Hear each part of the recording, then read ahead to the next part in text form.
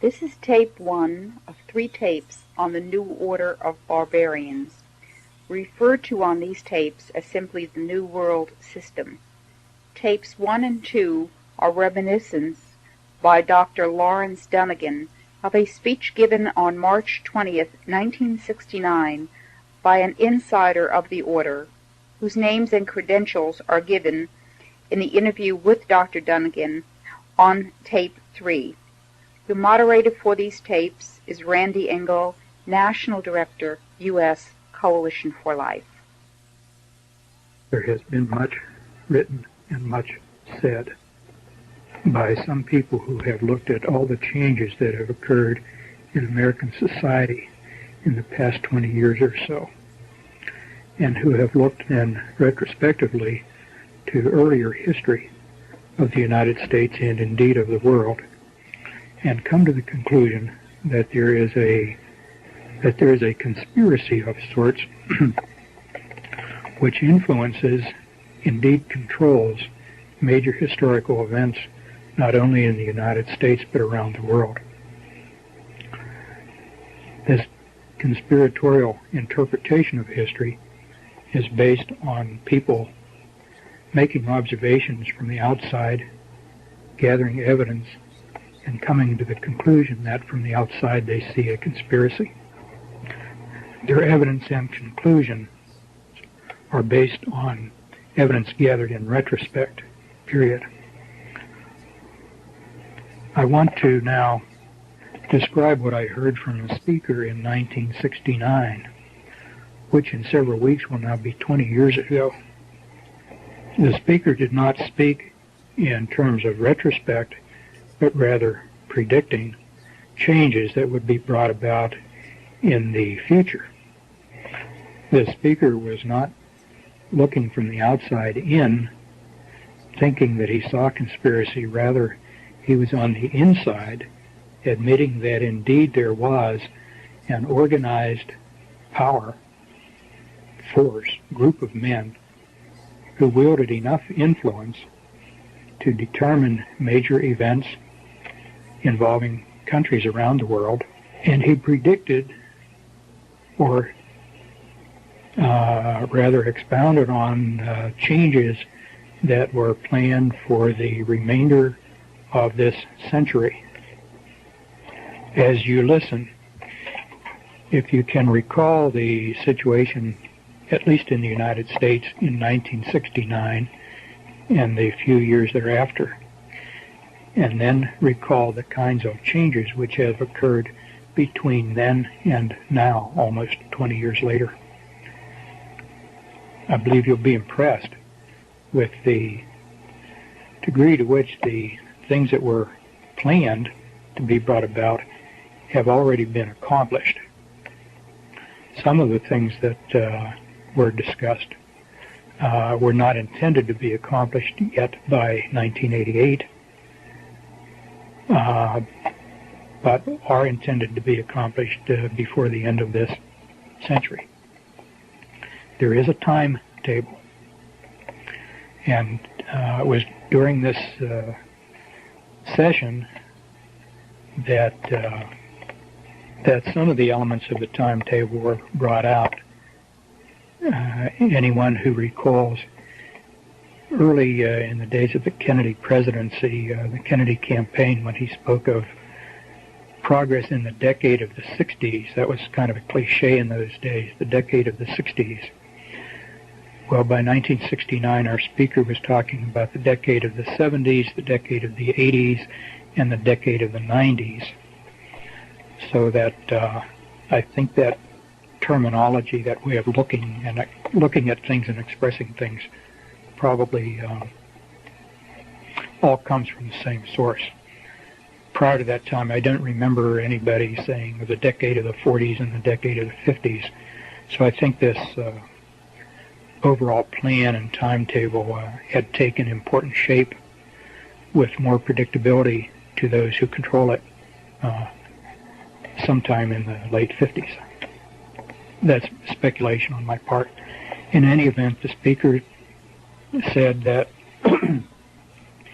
His purpose was to tell us about changes which would be brought about in the next 30 years or so that an entirely new worldwide system would be in operation before the turn of the century.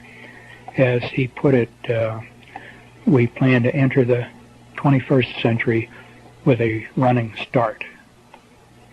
He said as we listened to what he was about to present, he said, some of you will think I'm talking about communism. Well, what I'm talking about is much bigger than communism. At that time, he indicated there is much more cooperation between East and West than most people realize. In his introductory remarks, he commented that he was free to speak at this time. He would not have been able to say what he was about to say even a few years earlier, but he was free to speak at this time because now, and I'm quoting here, everything is in place and nobody can stop us now. That's the end of that quotation. He went on to say that most people don't understand how governments operate, and even people in high positions in governments, including our own, don't really understand how and where decisions are made. He went on to say that the people who really influence decisions are names that, for the most part, would be familiar to most of us, but he would not use individuals' names or names of any specific organizations. But that if he did, most of the people would be names that were recognized by most of his audience.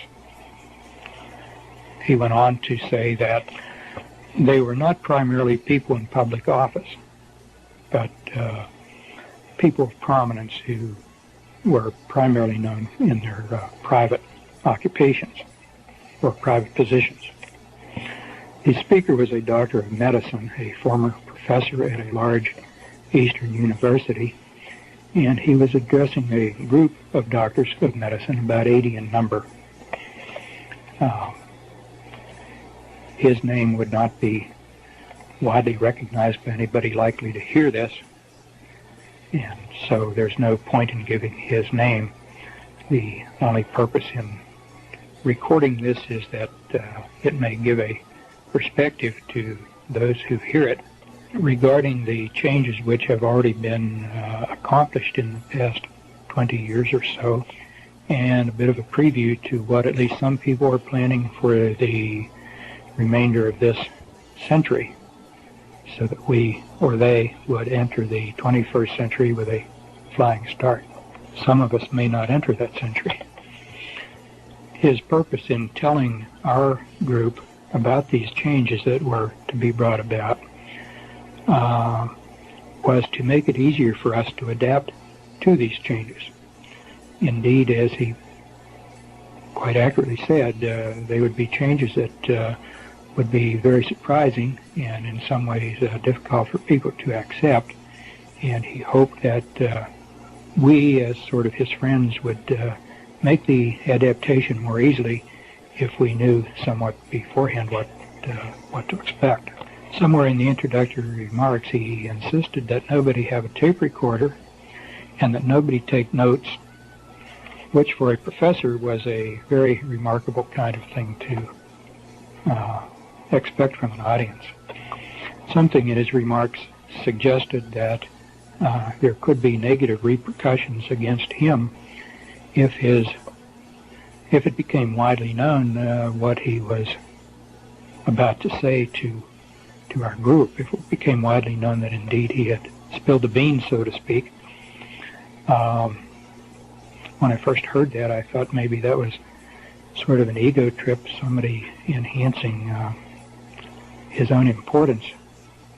But as the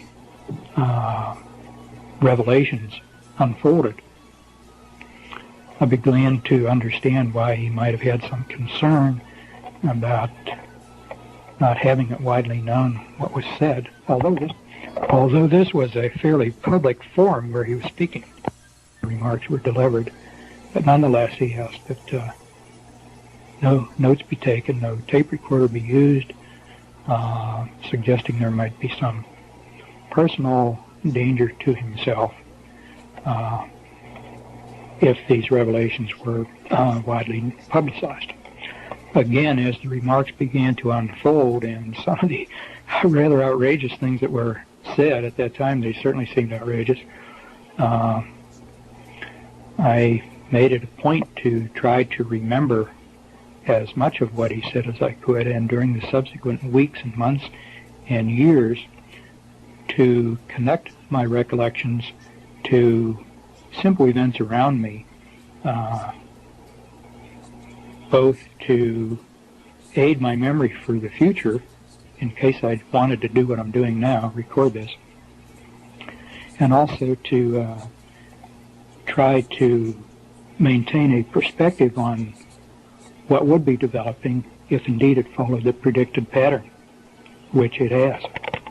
At this point, so that I don't forget to include it later, I'll just include some statements that were made from time to time throughout the presentation, just having a general bearing on the whole presentation. One of the statements was having to do with change. People get used, the statement was, people will have to get used to the idea of change. So used to change that they'll be expecting change. Nothing will be permanent. This often came out in the context of a society of where people seem to have no roots or moorings, but would be passively willing to accept change simply because that was all they had ever known.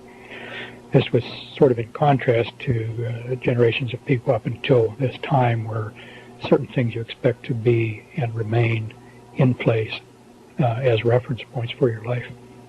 So change was to be brought about, change was to be anticipated and expected and accepted, no questions asked. Another comment that was made from time to time during the presentation was, people are too trusting. People don't ask the right questions. Sometimes being too trusting was equated with being too dumb. But sometimes when he would say that and say people don't ask the right questions, it was almost with a sense of regret, as if he were uneasy with what he was a part of and wished that people would challenge it and maybe not be so trusting. Another comment that was repeated from time to time, this particularly in relation to changing laws and customs and specific changes. He said everything has two purposes. One is the ostensible purpose, which will make it acceptable to people. And second is the real purpose, which would further the goals of establishing the new system and having it. Frequently he would say, there's no other way. There's just no other way. This seemed to come as sort of an apology, particularly when at the conclusion of describing some particularly offensive changes, for example, the promotion of drug addiction, which we'll get into shortly. He was very active with population control groups, the population control movement, and population control was really the entry point into specifics following the introduction. He said the population is growing too fast. Numbers of people living at any one time on the planet must be limited, or we will run out of space to live. We will outgrow our food supply, and we will overpollute the world with our waste. People won't be allowed to have babies just because they want to or because they are careless. Most families would be limited to 2. Some people would be allowed only 1, and the outstanding person or persons might be selected and allowed to have 3. But most people would allow to have only 2 babies. That's because the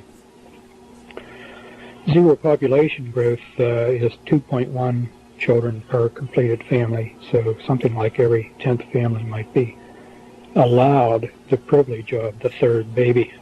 To me, up to this point, the word population control primarily connoted limiting the number of babies to be born.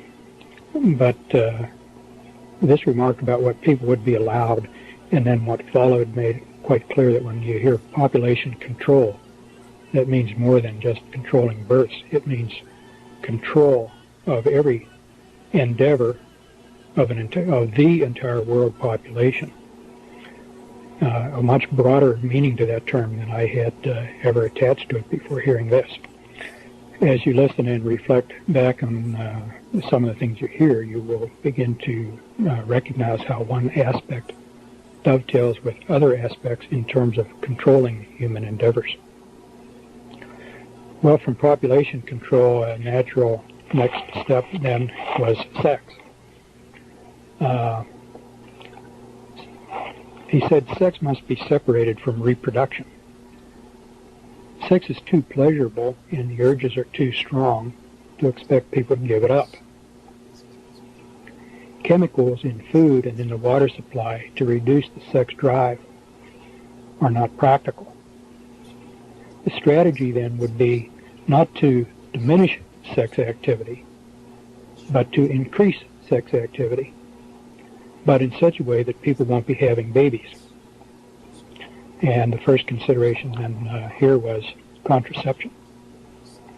Contraception would be very strongly encouraged, and it would be connected so closely in people's minds with sex that they would automatically think contraception when they were thinking or preparing for sex. And contraceptives would be made universally available. Nobody wanting contraception would be find that they were unavailable. Contraceptives would be displayed much more prominently in drugstores and right up with the cigarettes and the chewing gum out in the open rather than hidden under the counter where people would have to ask for them and maybe be embarrassed. This kind of openness was a way of suggesting that contraceptives are just as much a part of life as any other item sold in the store. And contraceptives would be advertised.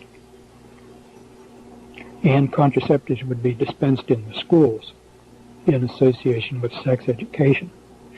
The sex education was to get kids interested early, making the connection between sex and the need for contraception early in their lives, even before they became very active.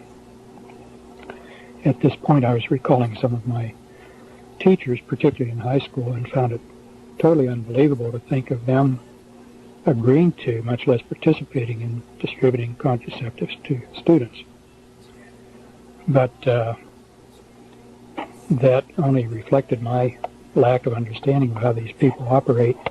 That was before the school-based clinic programs got started. Many cities in the United States by this time have already set up school-based clinics, which are primarily contraception, birth control, population control clinics. The idea then is that the connection between sex and contraception introduced and reinforced in school would carry over into marriage. Indeed, if young people, when they matured, decided to get married, marriage itself would be diminished in importance. He indicated some recognition that most people probably would want to be married, but that this certainly would not be any longer considered to be necessary for sexual activity.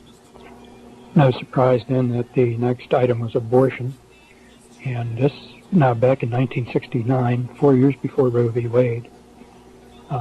He said abortion will no longer be a crime. Abortion would be accepted as normal and would be paid for by taxes for people who could not pay for their own abortions.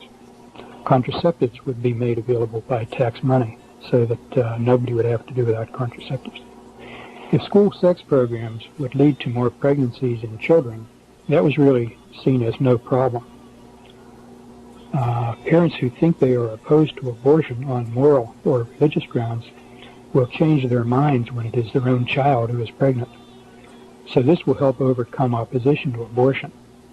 Before long, only a few diehards will still refuse to see abortion as acceptable, and they won't matter anymore. Homosexuality also was to be encouraged.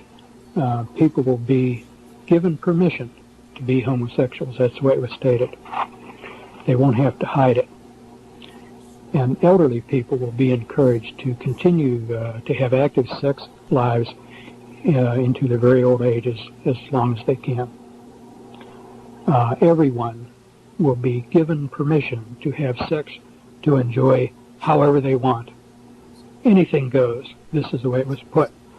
And I remember thinking how arrogant for this individual or whoever he represents to feel that they can give or withhold permission for people to do things.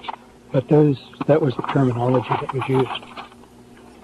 In this regard, clothing was mentioned. Clothing styles would be made more stimulating and provocative. Recall back in 1969 was the time of the miniskirt, when those miniskirts were very, very high and very revealing.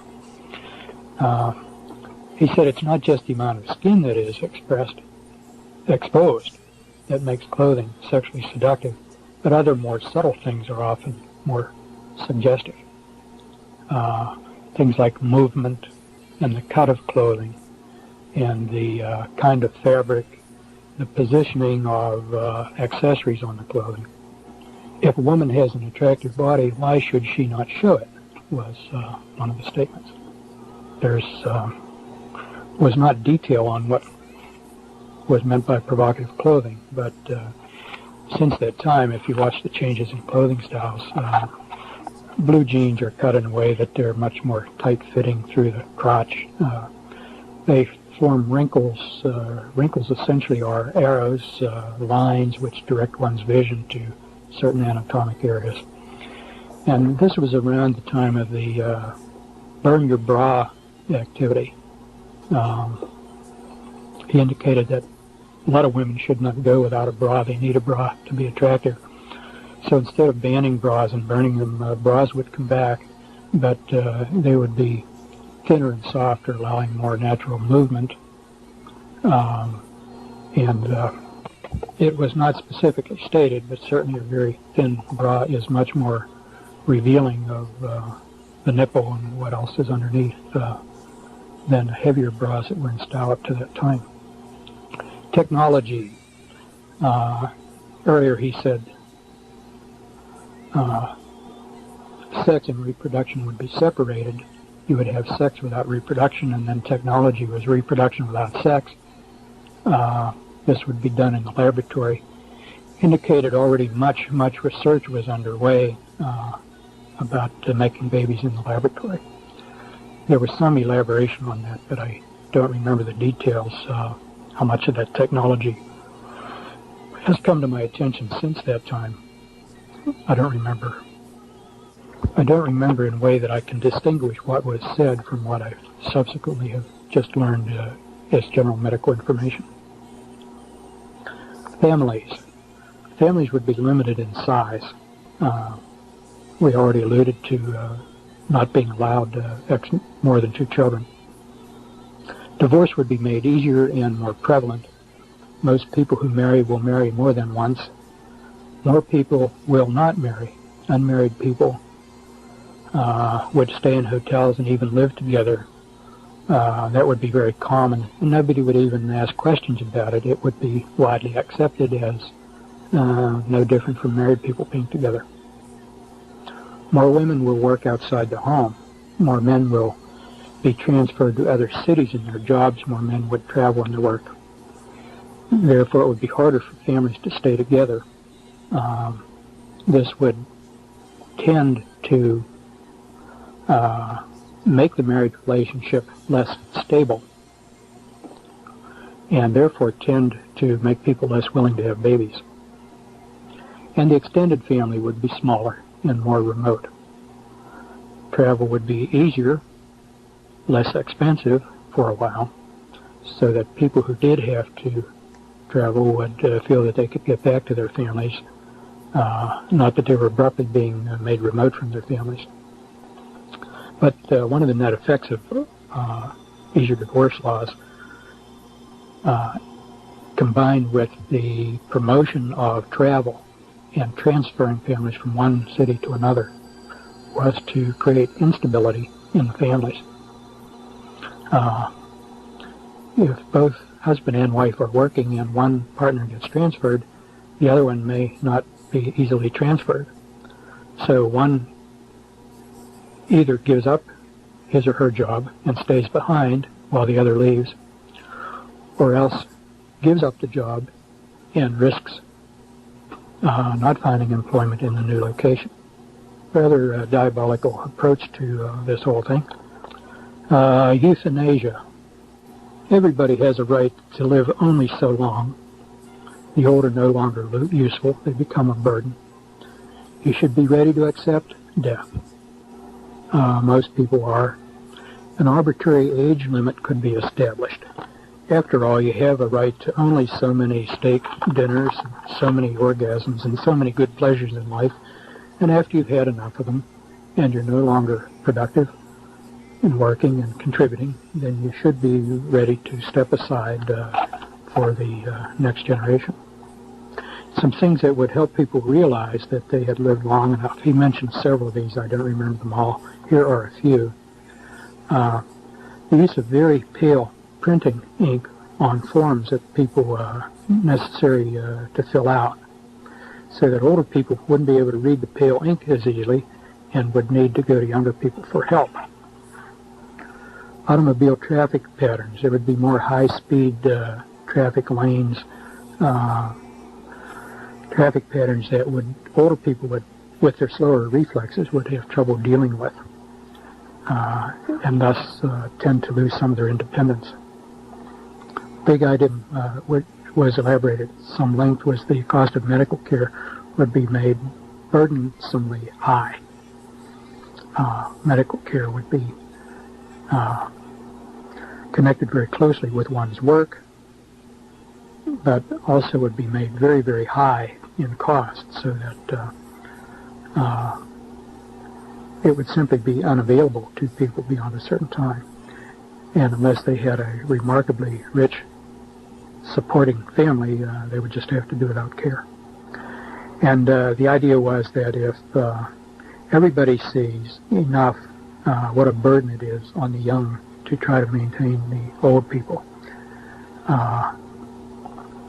then the young would become agreeable to helping mom and dad along the way, provided that this was done humanely and with dignity.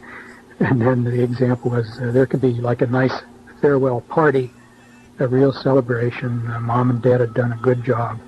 And then after the party's over, take the demise pill. The next topic is medicine. There would be profound changes in the practice of medicine. Overall, medicine would be much more tightly controlled. The observation was made, Congress is not going to go along with national health insurance that in 1969 he said is now abundantly evident, but it's not necessary. We have other ways to control health care. These will come about more gradually, but all health care delivery would come under tight control. Medical care would be closely connected to work. If you don't work or can't work, you won't have access to medical care. The days of hospitals giving away free care would gradually wind down until that was virtually non-existent. Costs would be forced up so that people won't be able to afford to go without insurance. People pay. You pay for it, you're entitled to it. It was only subsequently that I began to realize the extent to which you would not be paying for it. Your medical care would be paid for by others, and therefore you would gratefully accept on bended knee what was offered to you as a privilege. Your role being responsible for your own care would be diminished. As an aside here, this is not something that was developed at that time. I didn't understand at the time. But as an aside, the way this works, everybody's made dependent on insurance. And if you don't have insurance and you pay directly, the cost of your care is enormous. The insurance company, however, paying for your care does not pay that same amount.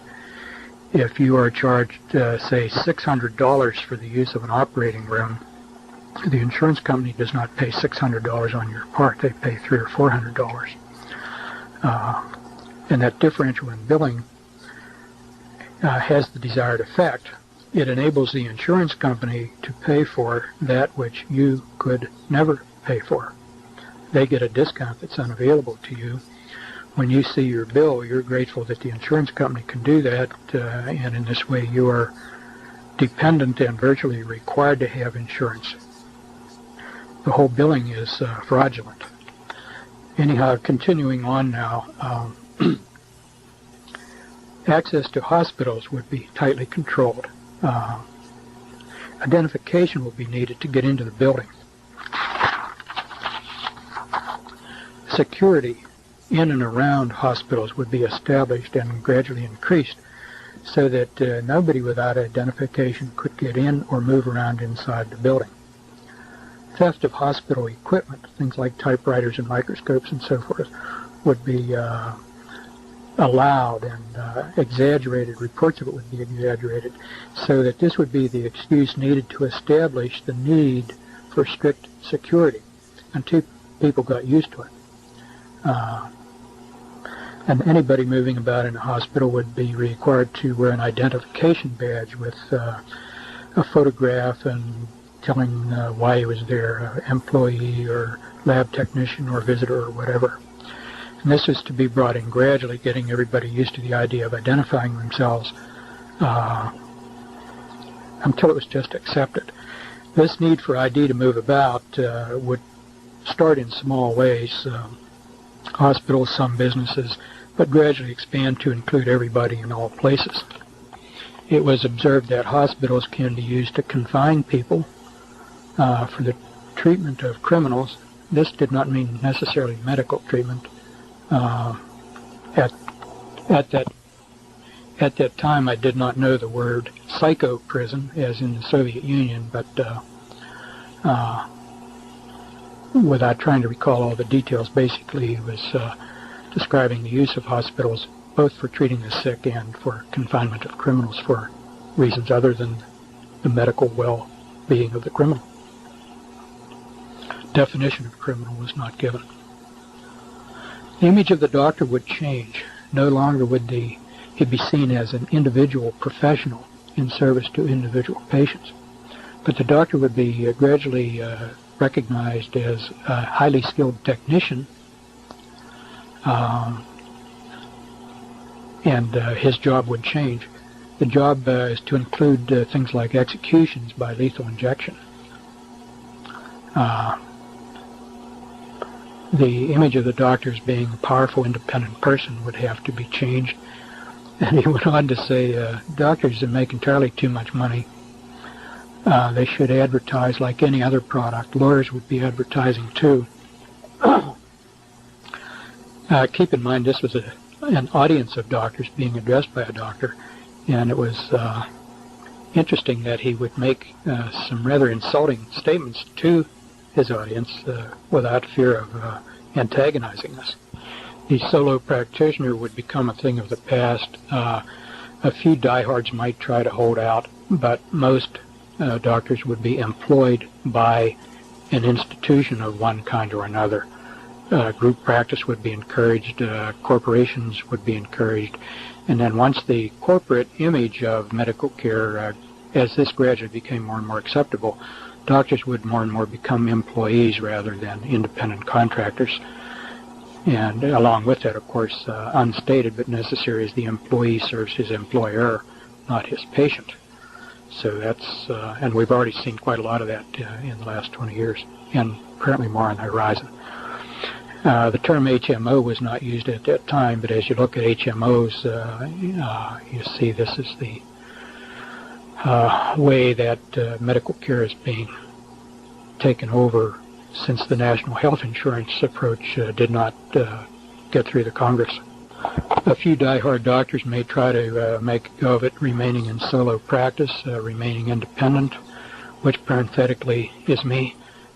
But they would suffer great loss of income. They'd be able to scrape by maybe, but never really live comfortably as those who were willing to become employees of the system. Ultimately, there would be no room at all for the solo practitioner after the system is entrenched. Next heading to talk about is health and disease. He said there would be new diseases to appear, which had not ever been seen before would be very difficult to diagnose and be untreatable, at least for a long time. No elaboration was made on this, but I remember not long after hearing this presentation, when I had a puzzling diagnosis to make, I would be wondering, is this what he was talking about? Is this a case of what he was talking about? Some years later, as AIDS ultimately developed, I think AIDS was at least one example of what he was talking about. I now think that AIDS probably is a manufactured disease. Cancer. He said we can cure almost every cancer right now. Information is on file in the Rockefeller Institute if it's ever decided that it should be released. But consider, if people stop dying of cancer, how rapidly we would become overpopulated. You may as well die of cancer as something else. Efforts at cancer treatment would be geared more toward comfort than toward cure. There was some statement that ultimately the cancer cures which were being hidden in the Rockefeller Institute would come to light because independent researchers might bring them out despite these efforts to suppress them. But at least for the time being, letting people die of cancer was a good thing to do because it would slow down the problem of overpopulation. Another very interesting thing was heart attacks. He said, there is now a way to simulate a real heart attack. It can be used as a means of assassination. Only a very skilled pathologist who knew exactly what to look for at an autopsy could distinguish this from the real thing. I thought that was a very surprising and shocking thing to hear from this particular man at that particular time. This and the business of the cancer cure really still stand out sharply in my memory because they were so shocking and at that time seemed to me out of character. He then went on to talk about nutrition and exercise, sort of in the same framework. People would have to eat right and exercise right to live as long as before. Most won't. This in the connection of nutrition, there was no specific statement that I can recall as to particular nutrients that would be either inadequate or in excess. In retrospect, I tend to think he meant high salt diets and high fat diets would predispose toward high blood pressure and premature arteriosclerotic heart disease, and that if people were too dumb or too lazy to exercise as they should, then their circulating fats would go up and predispose to disease. And he said something about diet information about proper diet would be widely available, but most people, particularly stupid people who had no right to continue living anyway, they would ignore the advice and just go on and eat what was convenient and tasted good. There were some other unpleasant things said about food. I just can't recall what they were, but I do remember of having reflections about wanting to plant a garden in the backyard to get around whatever these contaminated foods would be. I regret I don't remember the details, the rest of this about nutrition and hazardous nutrition. With regard to exercise, he went on to say that more people would be exercising more, especially running, because everybody can run. You don't need any special equipment or place. You can run wherever you are. As he put it, people will be running all over the place. And in this vein, he pointed out how supply produces demand, and this was in reference to athletic clothing and equipment, as this would be made more widely available and glamorized, particularly as regards running shoes. This would stimulate people to develop an interest in running, and as part of a whole sort of public propaganda campaign, people would be encouraged then to buy the attractive sports equipment and to get into exercise. Again, Well, in connection with nutrition, he also mentioned that public eating places would rapidly increase, that this had a connection with the family, too. As more and more people ate out, eating at home would become less important. People would be less dependent on their kitchens at home. And then this also connected to convenience foods being made widely available. Things like you could pop into the microwave. Whole meals would be available prefixed. And of course we've now seen this in some pretty good ones. But this whole different approach to eating out and to previously prepared meals being eaten in the home was predicted at the time to be brought about convenience foods. And the convenience foods, though, would be part of the hazard. Anybody who was lazy enough to want the convenience foods rather than fixing his own also better be energetic enough to exercise, because if he was too lazy to exercise and too lazy to fix his own food, then he didn't deserve to live very long. This was all presented as sort of a moral judgment about people and what they should do with their energies. People who are smart, who would learn about nutrition, and who are disciplined enough to eat right and exercise right are better people and are the kind you want to live longer. Somewhere along in here there is also something about accelerating the onset of puberty, and this was said in connection with health, and later in connection with education, and connected to accelerating the process of evolutionary change. There was a statement that we think we can push evolution faster and in the direction we want it to go. I remember this only as a general statement. I don't recall if any details were given beyond that. Another area of discussion was religion. This is an avowed atheist speaking. And he said, religion is not necessarily bad. A lot of people seem to need religion with its mysteries and rituals, so they will have religion. But the major religions of today have to be changed because they are not compatible with the changes to come. The old religions will have to go, especially Christianity. Once the Roman Catholic Church is brought down, the rest of Christianity will follow easily. Then a new religion can be accepted for use all over the world. It will incorporate something from all of the old ones to make it more easy for people to accept it and feel at home in it. Most people won't be too concerned with religion. They will realize that they don't need it. In order to do this, the Bible will be changed. It will be rewritten to fit the new religion. Gradually, key words will be replaced with new words having various shades of meaning. Then the meaning attached to the new word can be close to the old word, and as time goes on, other shades of meaning of that word can be emphasized, and then gradually that word replaced with another word. I don't know if I'm making that clear, but the idea is that everything in Scripture need not be rewritten, just key words replaced by other words, and the variability in meaning attached to any word can be used as a tool to change the entire meaning of Scripture and therefore make it acceptable to this new religion. Most people won't know the difference, and this is another one of the times where he said the few who do notice the difference won't be enough to matter. Then followed one of the most surprising statements of the whole presentation. He said, some of you probably think the churches won't stand for this. And he went on to say, the churches will help us.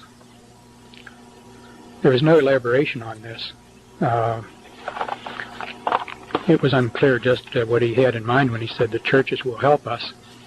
In retrospect, I think some of us now can understand what he might have meant at that time. I recall then only of thinking, no, they won't, and remembering our Lord's words where he said to Peter, thou art Peter, and upon this rock I will build my church, and the gates of hell will not prevail against it.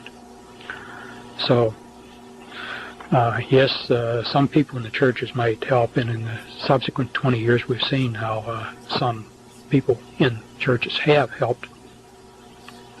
But we also know that our Lord's words will stand, and the gates of hell will not prevail. Another area of discussion was education, and one of the things in connection with education that I remember connecting with what he said about religion was, in addition to changing the Bible, he said that classics in literature would be changed. I seem to recall Mark Twain's writings was given as one example. But he said the casual reader reading a revised version of a classic would never even suspect there was any change, and somebody would have to go through word by word to even recognize that any change was made in these classics. The changes would be so subtle, but the changes would be such as to promote the acceptability of the new system. As regards education, he indicated that kids would spend more time in schools, but in many schools they wouldn't learn anything. They'll learn some things, but not as much as formerly. Better schools in better areas with better people, their kids will learn more. In the better schools, learning would be accelerated. And this was another time where he said, we think we can push evolution. By pushing kids to learn more, he seemed to be suggesting that their brains would evolve and that their offspring then would evolve, sort of pushing evolution in where kids would learn and be more intelligent at a younger age, as if this pushing would alter their physiology. Overall, schooling would be prolonged. This meant prolonged throughout the school year. I'm not sure what he said about a long school day. I do remember he said that school was planned to go all summer, that the summer school vacation would become a thing of the past, not only for schools but for other reasons. People would begin to think of vacation times year-round, not just in the summer.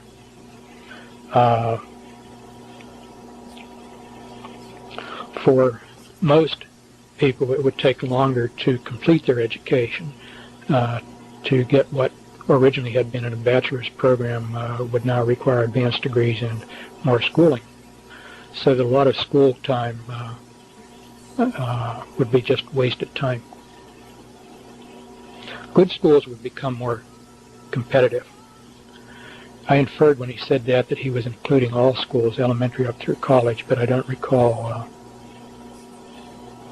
whether he said that. Students would have to decide at a younger age what they would want to study and get onto their track early if they would qualify. It would be harder to change to another field of study once you got started. Studies would be concentrated in much greater depth, but narrowed. You wouldn't have access to material in other fields outside your own area of study without approval.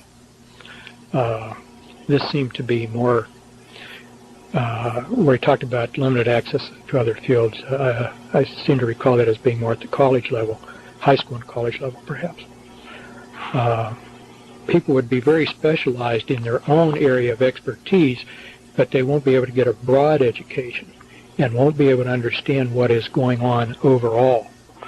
He was already talking about computers in education, and at that time he said anybody who wanted computer access or access to books that were not directly related to their field of study would have to have a very good reason for so doing, otherwise access would be denied.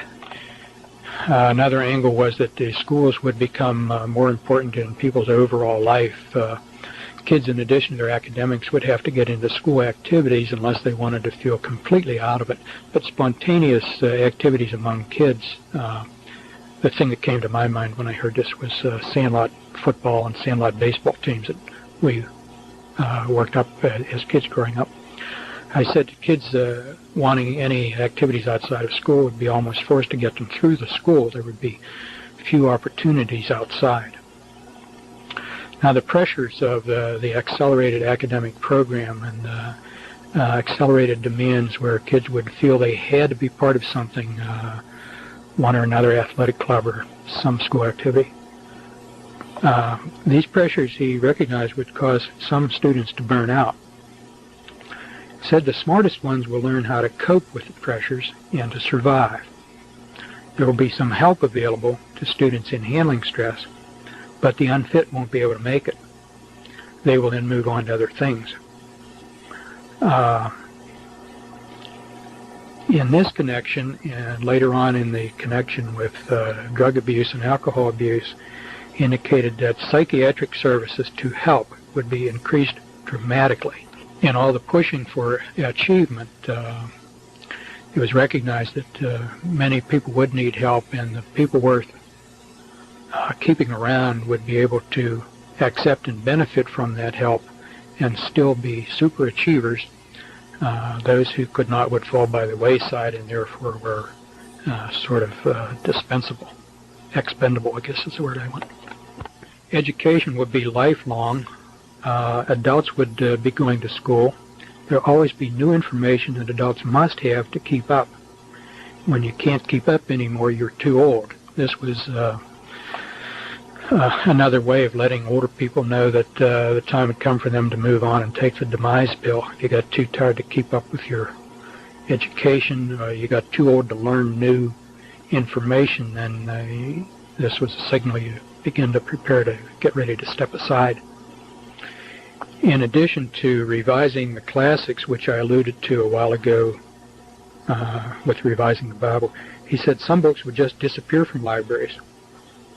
This was in the vein that some books contain information or contain ideas that should not be kept around, and therefore those books would disappear. I don't remember exactly if he said how this was to be accomplished, but I seem to recall carrying away the idea that this would include thefts, that certain people would be designated to go to certain libraries and pick up certain books and just get rid of them. Not necessarily as a matter of policy, just simply steal it.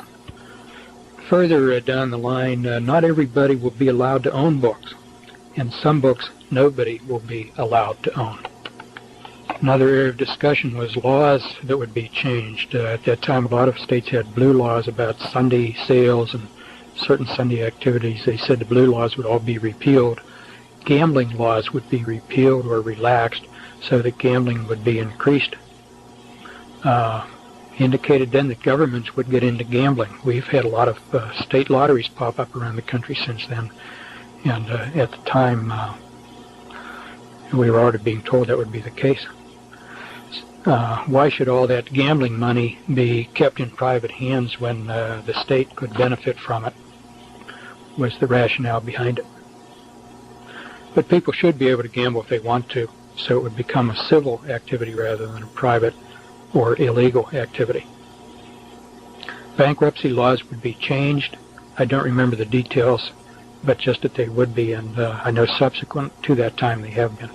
Antitrust laws would be changed or be interpreted differently, or both. In connection with the changing antitrust laws, there was some statement that, in a sense, competition would be increased, but this would be increased competition within otherwise controlled circumstances. So it's not a free competition. I recall having the impression that it was like competition, but within members of a club. There would be nobody outside the club who would be able to compete.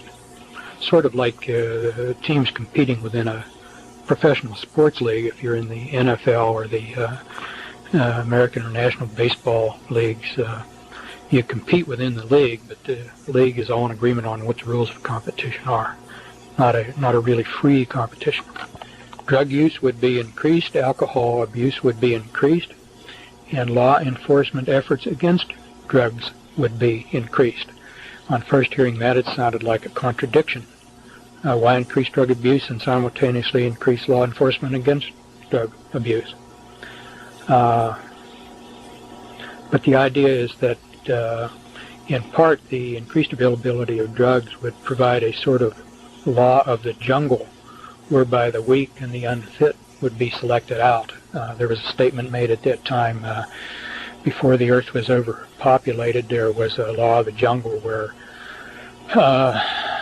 only the fittest survived. You had to be able to protect yourself against the elements and wild animals and disease, and if you were fit, you survived. But now that we've become so civilized, we're over-civilized, and the unfit are able to survive only at the expense of those who are more fit. And the abuse of drugs then would restore, in a certain sense, the law of the jungle and selection of the fittest for survival. News about drug abuse and law enforcement efforts would tend to keep drugs in the public consciousness and would also tend to reduce this unwarranted American complacency that the world is a safe place and a nice place. The same thing would happen with alcohol. Alcohol abuse would be both promoted and demoted at the same time. The vulnerable and the weak would respond to the promotions and therefore use and abuse more alcohol.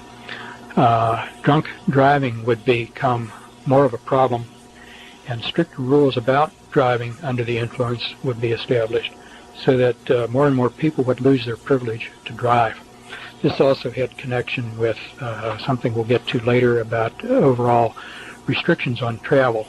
Not everybody should be free to travel the way they do now in the United States.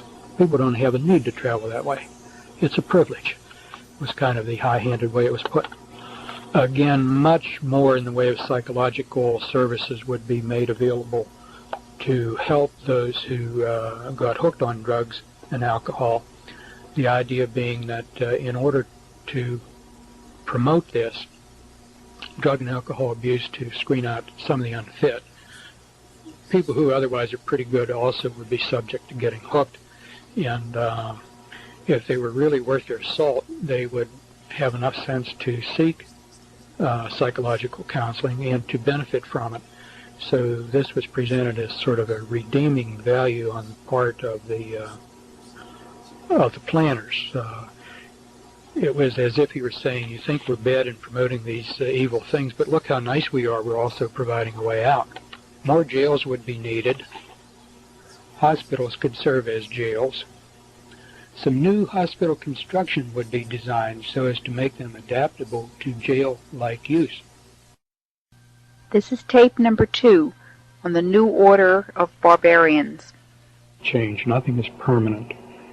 Streets would be rerouted, renamed. Areas you had not seen in a while then would become unfamiliar. Among other things, this would contribute to older people feeling that it was time to move on. People would feel they couldn't even keep up now with the changes in areas that were once familiar. Vacant buildings would be left to stand empty and to deteriorate, and streets would be allowed to deteriorate in certain localities. The purpose of this was to provide the jungle a depressed atmosphere for the unfit. Somewhere in this same connection he mentioned buildings and bridges would be made so that they would collapse after a while. There would be more accidents involving airplanes and railroads and automobiles. All of this to contribute to the feeling of insecurity, that nothing was safe. Not too long after this presentation, and I think one or two even before, in the area where I live, we had some newly constructed bridge to break, another newly constructed bridge defect discovered before it broke, and I remember reading just scattered incidents around the country where shopping malls would fall in right where they were filled with shoppers. And I remember that one of the shopping malls in our area, first building I'd ever been in where you could feel this vibration throughout the entire building when there were a lot of people in there. And I remember wondering at that time whether this shopping mall was one of the buildings he was talking about. Talking to construction people and architects about it, they'd say, oh no, that's good. Building vibrate like that, that means it's flexible and not rigid. Well, maybe so. We'll wait and see. Other areas, though, would be well maintained. Not every part of the city would be slummed. There would be the created slums and other areas well maintained. Those people able to leave the slum for better areas then would learn to better appreciate the importance of human accomplishment. This meant that if they left the jungle and came to civilization, so to speak, they could be proud of their own accomplishments, that they made it. There was no related sympathy for those who were left behind in the jungle of drugs and deteriorating neighborhoods.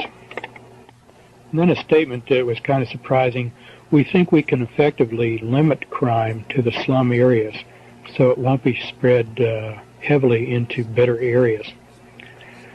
I should maybe point out here, these are obviously not word-for-word quotations after 20 years, but where I say that I'm quoting, I'm giving the general drift of what was said close to word for word, perhaps not precisely so.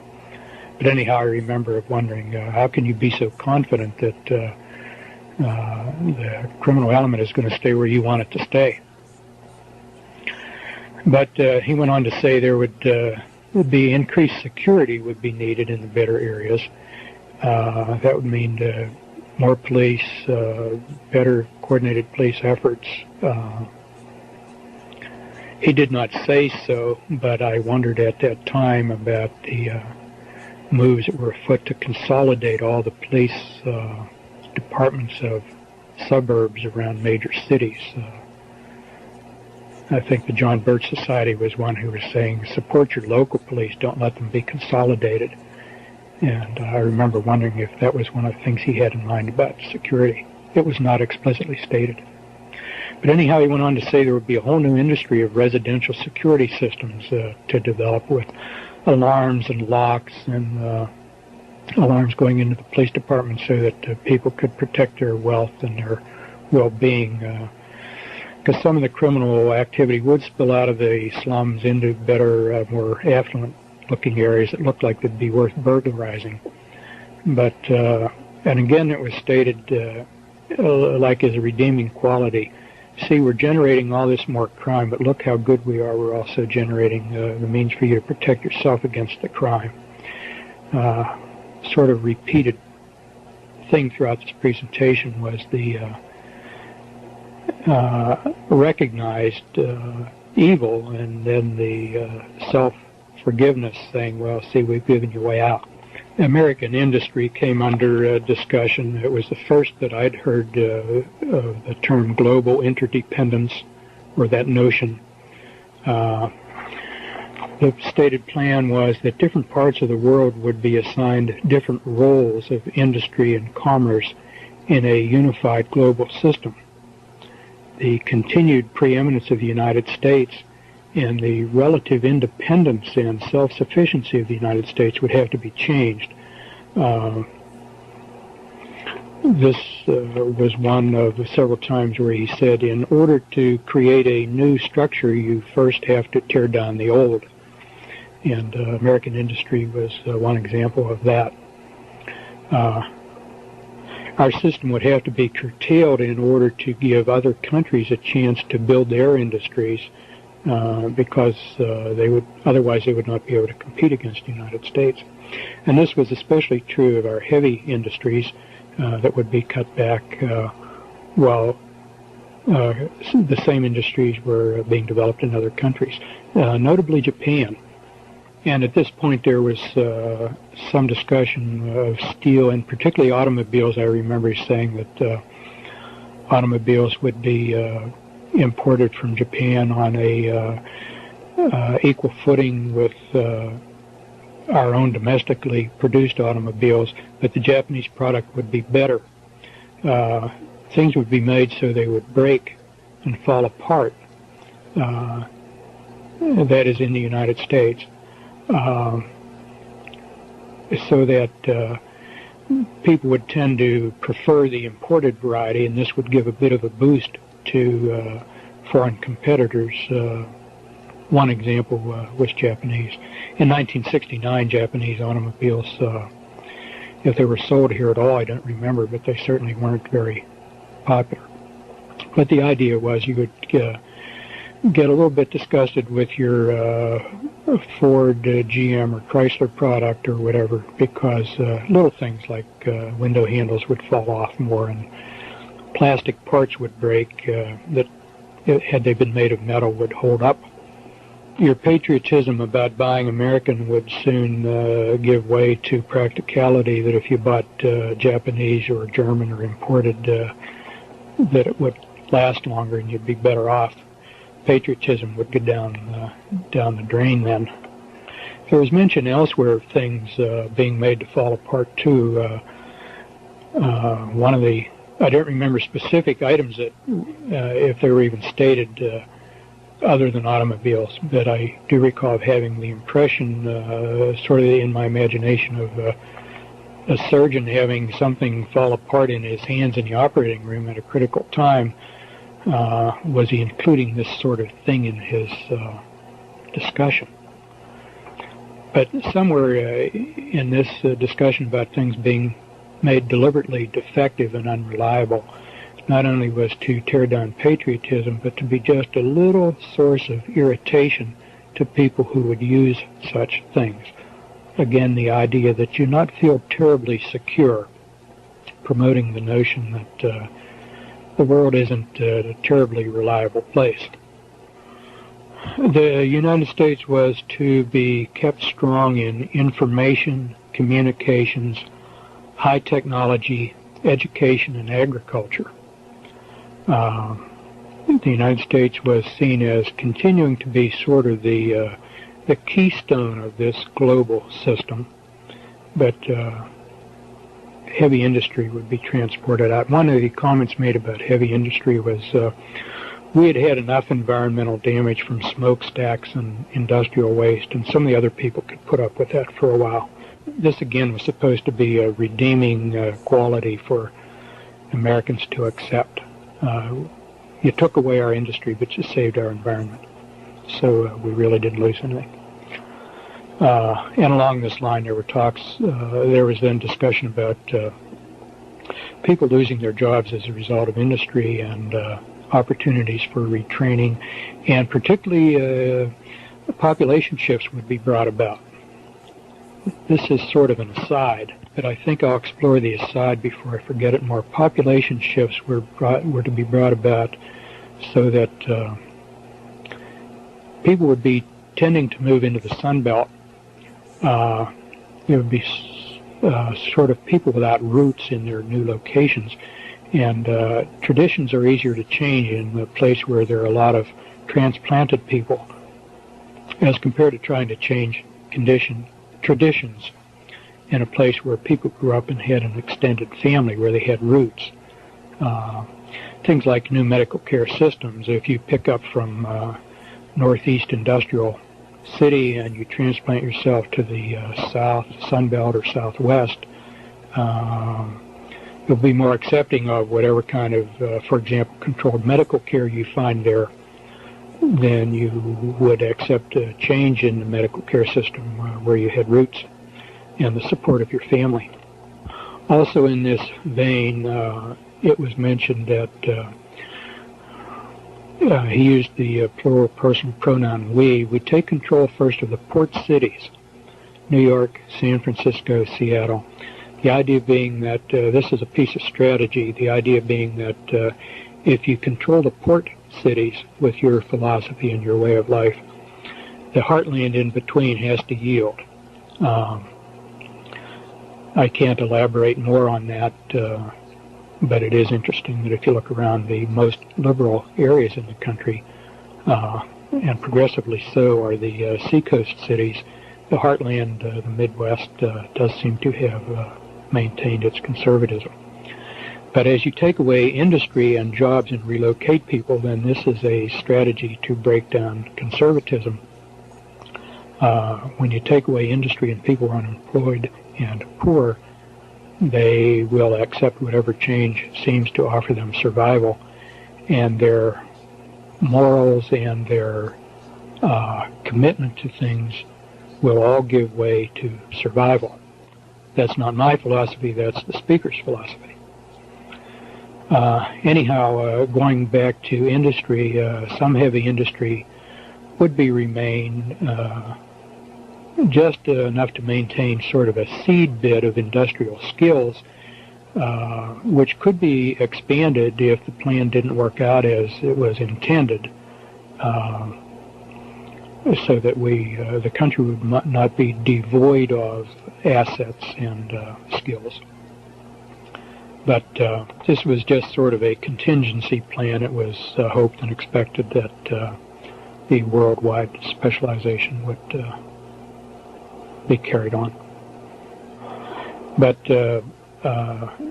perhaps repeating myself, but one of the upshots of all of this is that with this global interdependence, then national identities would tend to be de-emphasized. Each area dependent on every other area for one or another elements in its life. We would all become citizens of the world rather than citizens of any one country. And along these lines, then, we can talk about sports. Sports in the United States was to be changed in part as a way of de-emphasizing nationalism. Soccer, a worldwide sport, was to be emphasized and pushed in the United States. And this was of interest because in this area, the game of soccer was virtually unknown at that time. I had a few friends who attended an elementary school other than the one I attended where they played soccer at their school, and they were a real novelty. This was back in the 50s. So to hear this man speak of soccer in this area was kind of surprising. But anyhow, soccer is seen as an international sport and would be promoted, and the traditional sport of American baseball would be de-emphasized and possibly eliminated. Eliminated because it might be seen as too American. And he discussed how eliminating this, one's first reaction might be, well, you pay the players poorly and they don't want to play for poor pay, so they give up baseball and either go into some other sport or some other activity. But he said that's really not how it works. Actually, the way to break down the baseball would be to make the salaries go very high. And the idea behind this was that as the salaries got ridiculously high, there would be a certain amount of discontent and antagonism as people resented athletes being paid so much, and the athletes would begin more and more to resent among themselves what other players were paid, and would tend to abandon the sport.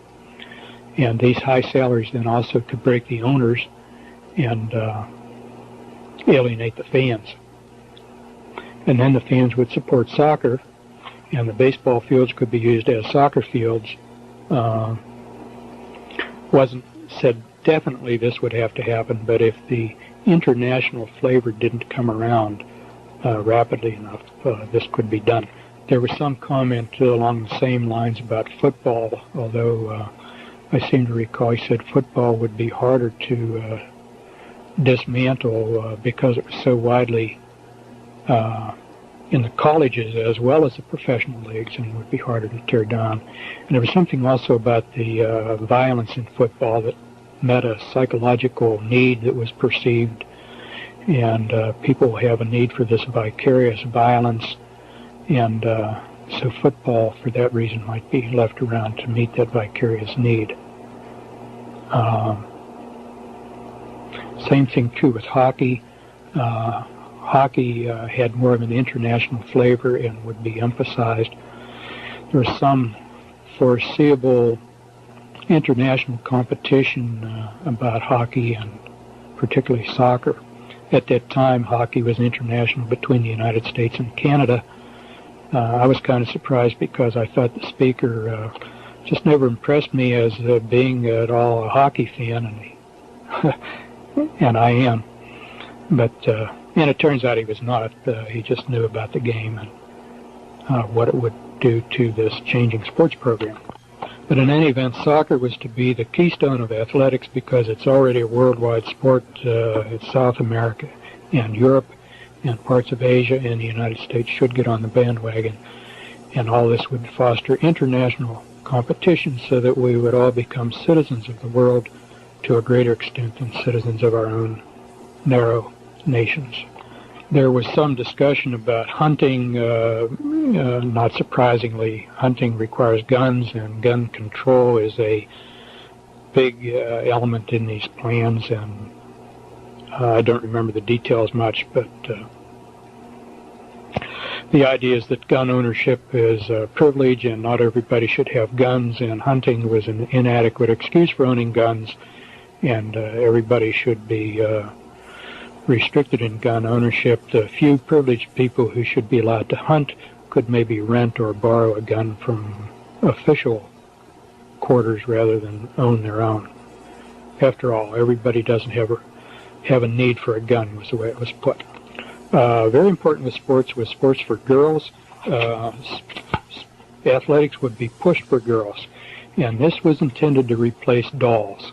Baby dolls would still be around, a few of them, but you would not see the number and variety of dolls, and dolls would not be pushed because girls should not be thinking about babies and reproduction. Girls should be out on the athletic field just as the boys are. Girls and boys really need not be all that different. Tea sets were to go the way of dolls, and all these things that traditionally were thought of as feminine would be greatly de-emphasized as girls got into more masculine pursuits. And just one of the things I recall was that the sports pages would be full of the scores of girls' teams just right there, right along with the boys' teams. And that's recently begun to, after 20 years, recently begun to appear in our local papers. The girls' sports scores are right along with the boys' sports scores. So all of this to change the role model of what a young girl should look to be while she's growing up. She should look to be an athlete rather than to look forward to being a mother. Entertainment. Movies would gradually be made more explicit as regards sex and language. After all, sex and rough language are real, and why pretend that they are not? There would be pornographic movies in the theaters, on television, and VCRs were not around at that time, but it indicated that these cassettes would be available, and video cassette players would be available for use in the home, and pornographic movies would be available on these VCRs as well as in the neighborhood theater and on your television. It said something like you'll see people in the movies doing everything you can think of. Went on to say that, and all of this is to bring sex out in the open. That was another comment that was made several times, a term, sex out in the open. Violence would be made more graphic. This was intended to desensitize people to violence. There might need to be a time when people would witness real violence and be a part of it. Later on it'll become clear where this is headed. So there would be more realistic violence in entertainment, would make it easier for people to adjust. People's attitudes towards death would change, and they would not be so fearful of it, but more accepting of it. And not be so aghast at the sight of dead people or injured people. We don't need to have a genteel population paralyzed by what they might see. People would just learn to say, well, I don't want that to happen to me. This was the first statement suggesting that the plan includes numerous human casualties which the survivors would see.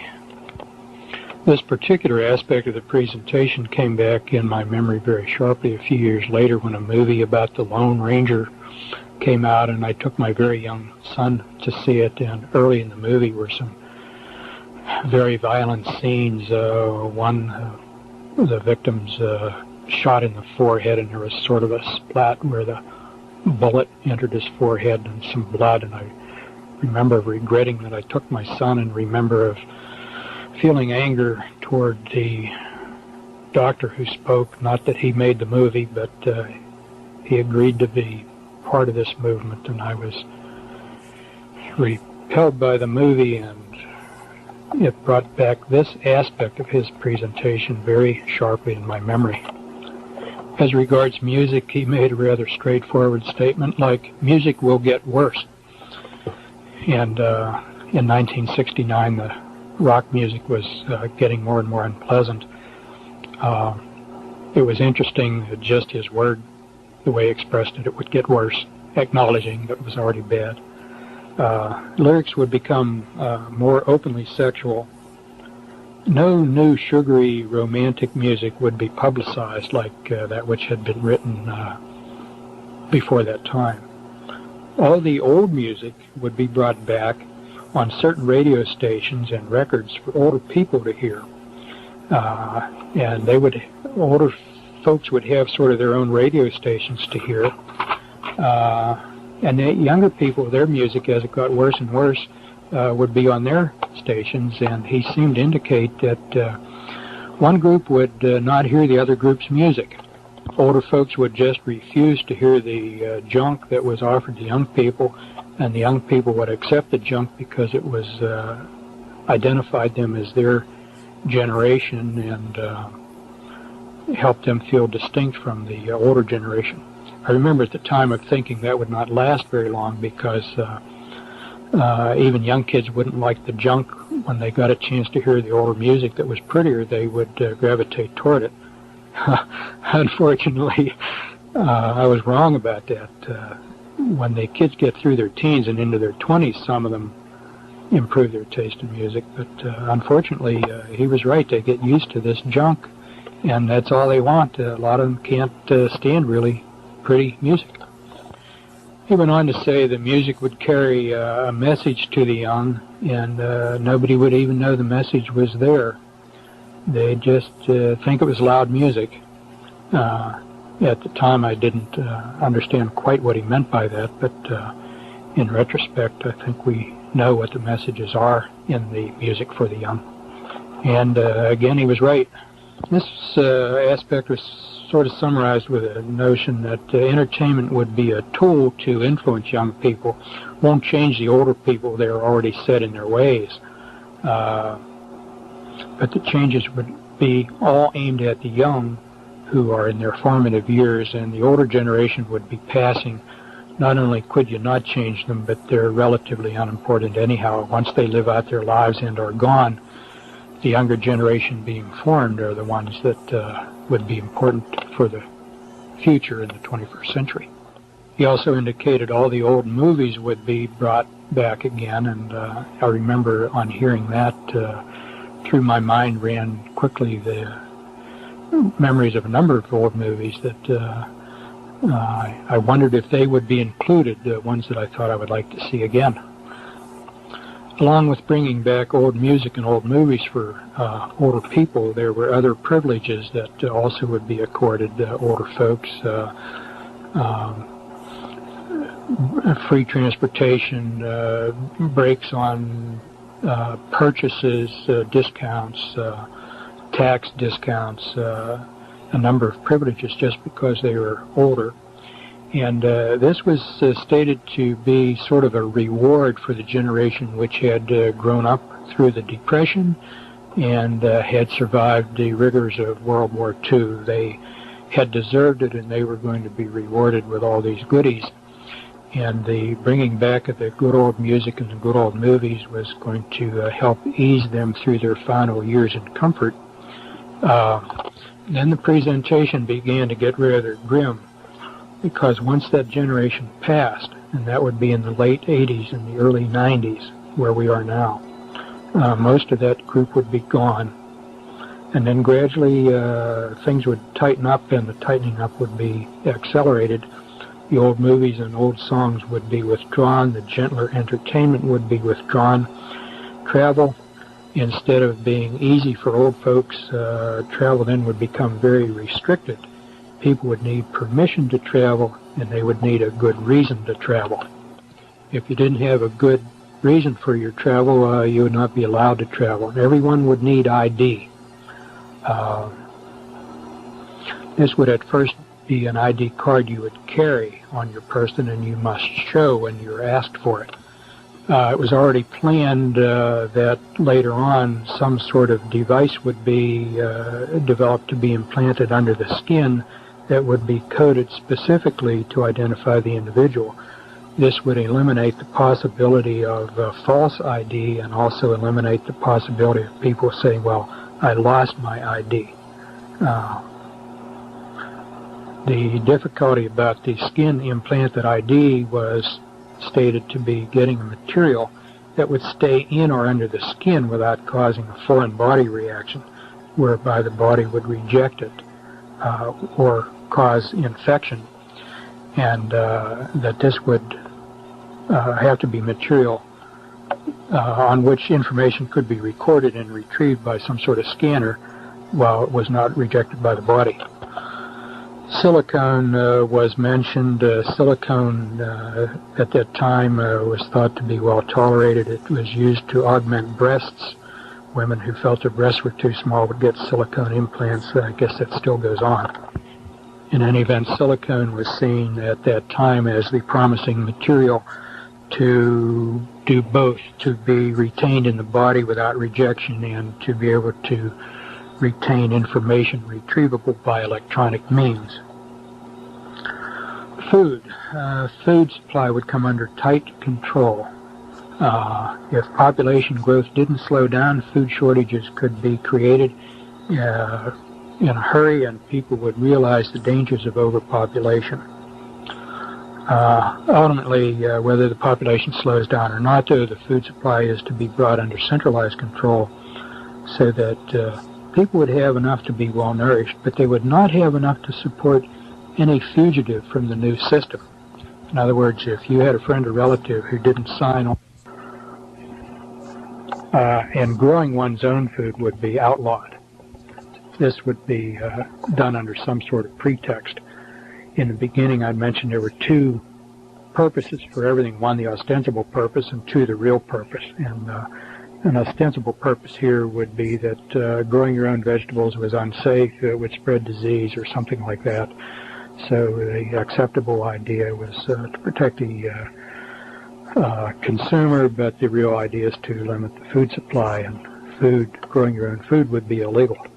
And if you persist in illegal activities like growing food, then you're a criminal. There was a mention then of weather, W-E-A-T-H-E-R. This was another really striking statement. He said, we can, or soon will be able to control the weather.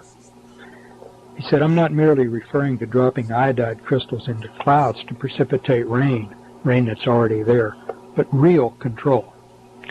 And weather was seen as a weapon of war, a weapon of influencing public policy. You could make rain or withhold rain in order to influence certain areas and bring them under your control.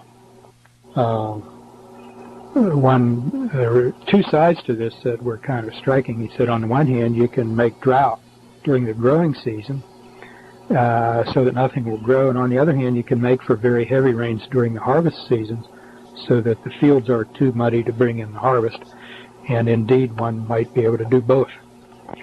There was no statement how this would be done. It was stated that it was either already possible or very, very close to being possible. Politics. He said, very few people know how government really works. Something to the effect that elected officials are influenced in ways that they don't even realize. And they carry out plans that have been made for them, and they think they are making, that they are authors of the plans. But actually they've been, are manipulated in ways that they don't understand. Somewhere in the presentation he made two statements that I want to insert at this time. I don't remember just where they were made, but they're valid as in terms of the general overall view. The one statement, people can carry in their minds and act upon two contradictory ideas at the same time, provided these two contradictory ideas are kept far enough apart. And the other one, the other statement is, you can know pretty well how rational people are going to respond to certain circumstances or to certain information that they encounter. So to determine the response you want, you need only control the kind of data or information that they are presented or the kinds of circumstances they're in. And being rational people, they'll do what you want them to do. They may not fully understand what they're doing or why. Somewhere in this connection then was a statement admitting that some scientific research data could be, and indeed has been, falsified in order to bring about desired results. And here it was said, people don't ask the right questions. Some people are too trusting. Now, this was an interesting statement because the speaker and the audience, all being doctors of medicine and supposedly very objectively, dispassionately scientific, and science being the be-all and end-all, well, to falsify data, scientific research data, in that setting is like blasphemy in the church. You just don't do that. Anyhow, out of all of this was to, on the political scene, was to come the new international governing body, probably to come through the UN and with the World Court, but not necessarily through those structures. It could be brought about in other ways. Acceptance of the UN at that time was seen as not being as wide as had been hoped. Efforts would continue to give the United Nations increasing importance. People would be more and more used to the idea of relinquishing some national sovereignty. Economic interdependence would foster this goal from a peaceful standpoint. Avoidance of war would foster it from the standpoint of worrying about hostilities. It was recognized that doing it peaceably was better than doing it by war. It was stated at this point that war is obsolete. And I thought that was an interesting phrase because obsolete means something that once was seen as useful is no longer useful. But war is obsolete, this being because of the nuclear bombs. War is no longer controllable. Formerly, wars could be controlled, but if nuclear weapons would fall into the wrong hands, there could be an unintended nuclear disaster. It was not stated who the wrong hands are. We were free to infer that maybe this meant terrorists, but in more recent years I'm wondering whether the wrong hands might also include people that we've assumed have had nuclear weapons all along. Maybe they don't have them.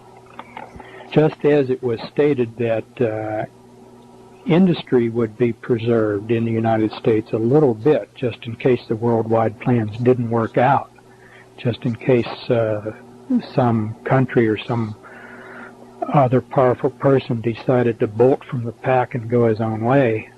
One wonders whether this might also be true with nuclear weapons. When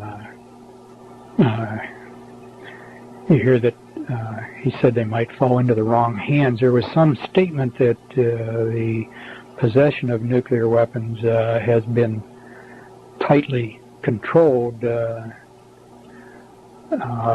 sort of implying that anybody who had nuclear weapons was intended to have them. That would necessarily have included the Soviet Union, if indeed they have them. But I recall at the time of wondering, are you telling us or are you implying that that this country willingly gave nuclear weapons to the Soviets? At that time, that seemed like a terribly unthinkable thing to do, much less to admit. The leaders of the Soviet Union seemed to be so dependent on the West, though one wonders whether there might have been some fear that they would try to assert independence if they indeed had these weapons. So, I don't know. It's something to speculate about, perhaps. Who did he mean when he said if these weapons fall into the wrong hands? Maybe just terrorists. We'll see. Anyhow, the new system would be brought in, if not by peaceful cooperation, everybody willingly yielding national sovereignty, then by bringing the nation to the brink of nuclear war. And everybody would be so fearful as hysteria was created about the possibility of nuclear war that there would be a strong public outcry to negotiate a peace, and people would willingly give up national sovereignty in order to achieve peace, and thereby this would bring in the new international political system. This was stated, and a very impressive thing to hear then. If there were too many people in the right places who resisted this, there might be a need to use one or two, possibly more nuclear weapons. As it was put, this would be possibly needed to convince people that we mean business. And that was followed with a statement that by the time one or two of those went off, then everybody, even the most reluctant, would yield.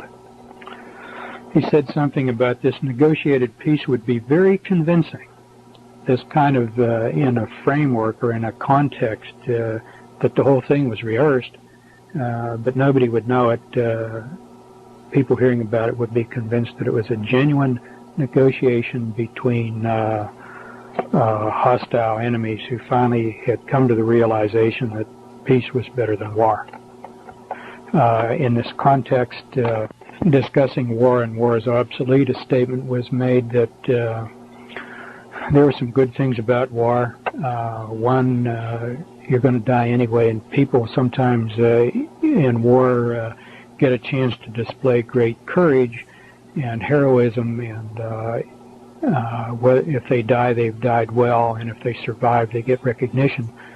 So that in any case, the hardships of war on the soldiers are worth it because that's the reward they get out of their warring.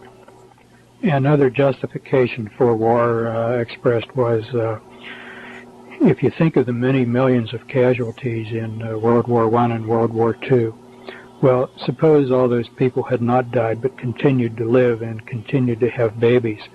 There would be millions upon millions, and we would already be overpopulated. So those two great wars served a benign purpose in delaying overpopulation. But now there are technological means for the individual and governments to control overpopulation. So in this regard, war is obsolete. It's no longer needed. And then it's, again, it's obsolete because nuclear weapons could destroy the whole universe.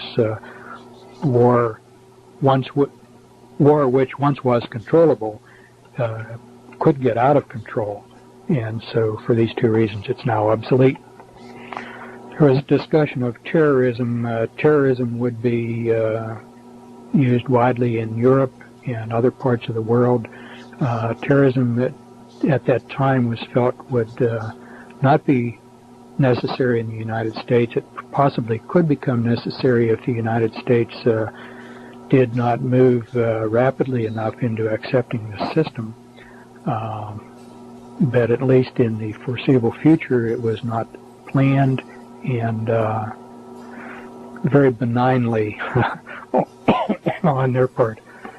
Maybe terrorism would not be required here, but the implication being that it would be indeed used if it was necessary. Along with this came a little bit of a scolding that Americans have had it too good anyway, and just a little bit of terrorism would help convince Americans that the world indeed is a dangerous place, or can be if we don't relinquish control to the proper authorities. There was discussion of money and banking. One statement was inflation is infinite. You can put an infinite number of zeros after any number and put the decimal points wherever you want. This is an indication that inflation is a tool of controllers. Money would become predominantly credit. It was already money is primarily a credit thing, but exchange of money would be not cash or palpable things, but electronic credit signals. People would carry money only in very small amounts for things like chewing gum and candy bars, just pocket sorts of things. Any purchase of any significant amount would be done electronically. Earnings would be electronically entered into your account. There would be a single banking system. It may have the appearance of being more than one, but ultimately, basically, it would be one single banking system. So that when you got paid, your pay would be entered for you into your account balance, and then when you purchased anything at the point of purchase, it would be deducted from your account balance, and you would actually carry nothing with you. Also, computer records can be kept of whatever it was you purchased, so that if you were purchasing too much of any particular item, some official wanted to know what you were doing with your money, they could go back and review your purchases and determine what it was you were buying. There was a statement to the effect that any purchase of significant size, like an automobile, a bicycle, a refrigerator, a radio, or television, or whatever, might be have some sort of identification on it where it could be traced, so that very quickly anything which was either given away or stolen, whatever, authorities would be able to establish who purchased it and when. Computers would allow this to happen. The ability to save would be greatly curtailed. People would just not be able to save any considerable degree of wealth. There was some statement of recognition that wealth represents power, and wealth in the hands of a lot of people is not good for the people in charge, so that if you save too much, you might be taxed. The more you save, the higher the rate of tax on your savings, so your savings really could never get very far. And also, if you began to show a pattern of saving too much, you might have your pay cut. People would say, well, you're saving instead of spending, you really don't need all that money. But basically the idea being to prevent people from accumulating any wealth which might have long-range disruptive influence on the system.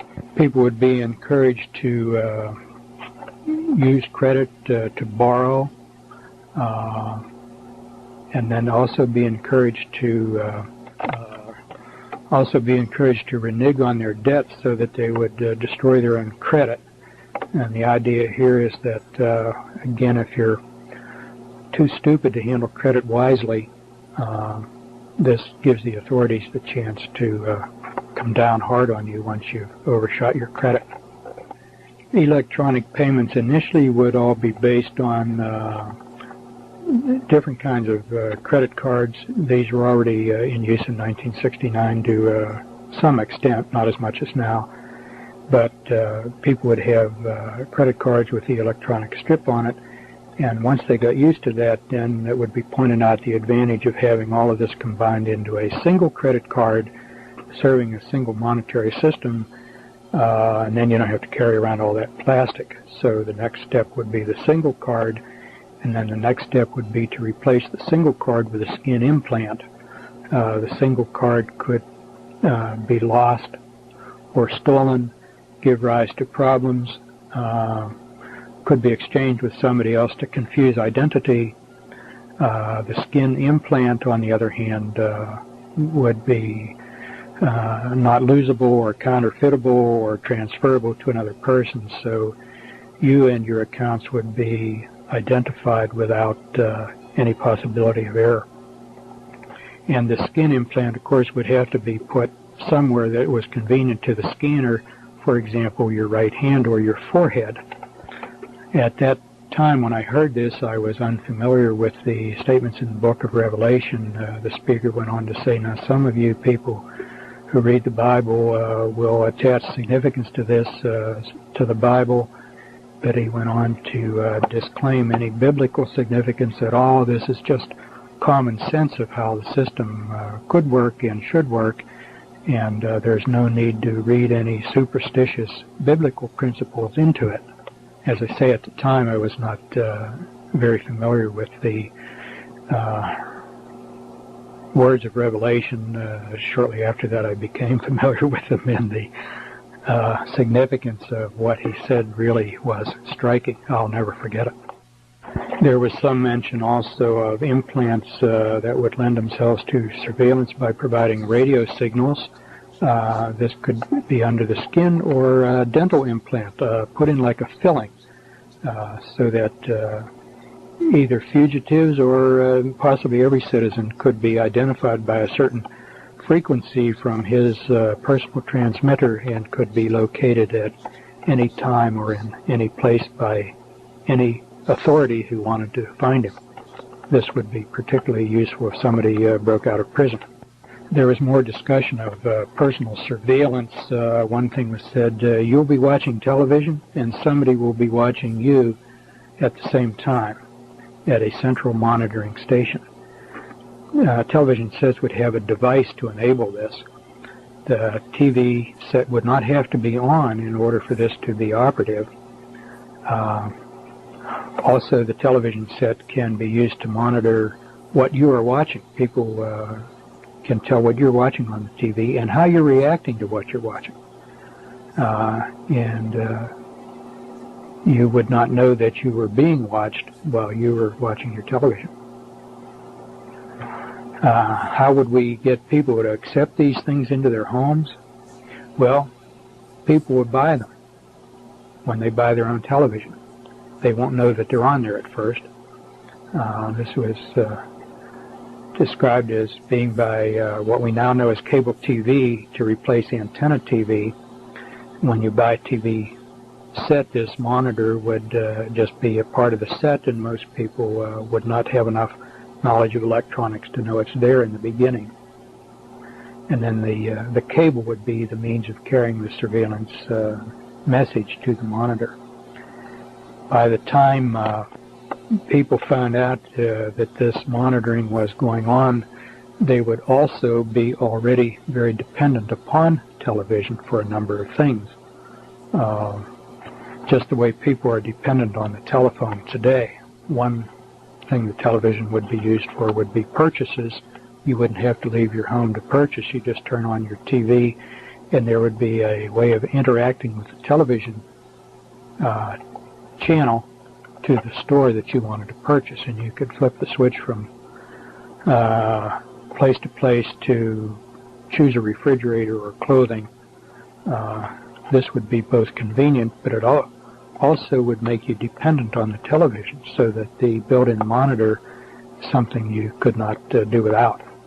There was some discussion of audio monitors too, just in case the authorities wanted to hear what was going on in rooms other than where the television monitor was. And in regard to this, the statement was made, any wire going into your house, for example, your telephone wire, could be used this way. I remember this in particular because it was fairly near the end of the presentation, and as we were leaving the meeting place, I said something to one of my colleagues about going home and pulling all the wires out of the house, except that I knew I couldn't get by without the telephone. And the colleague I spoke to just seemed numb. To this day, I don't think he even remembers what we talked about or what we heard that time, because I've asked him. But at that time, he seemed stunned. Before all these changes would take place with electronic monitoring, it was mentioned that there would be service trucks all over the place working on the wires and putting in new cables. This is how people who were on the inside would know how things were progressing. Privately owned housing would become a thing of the past.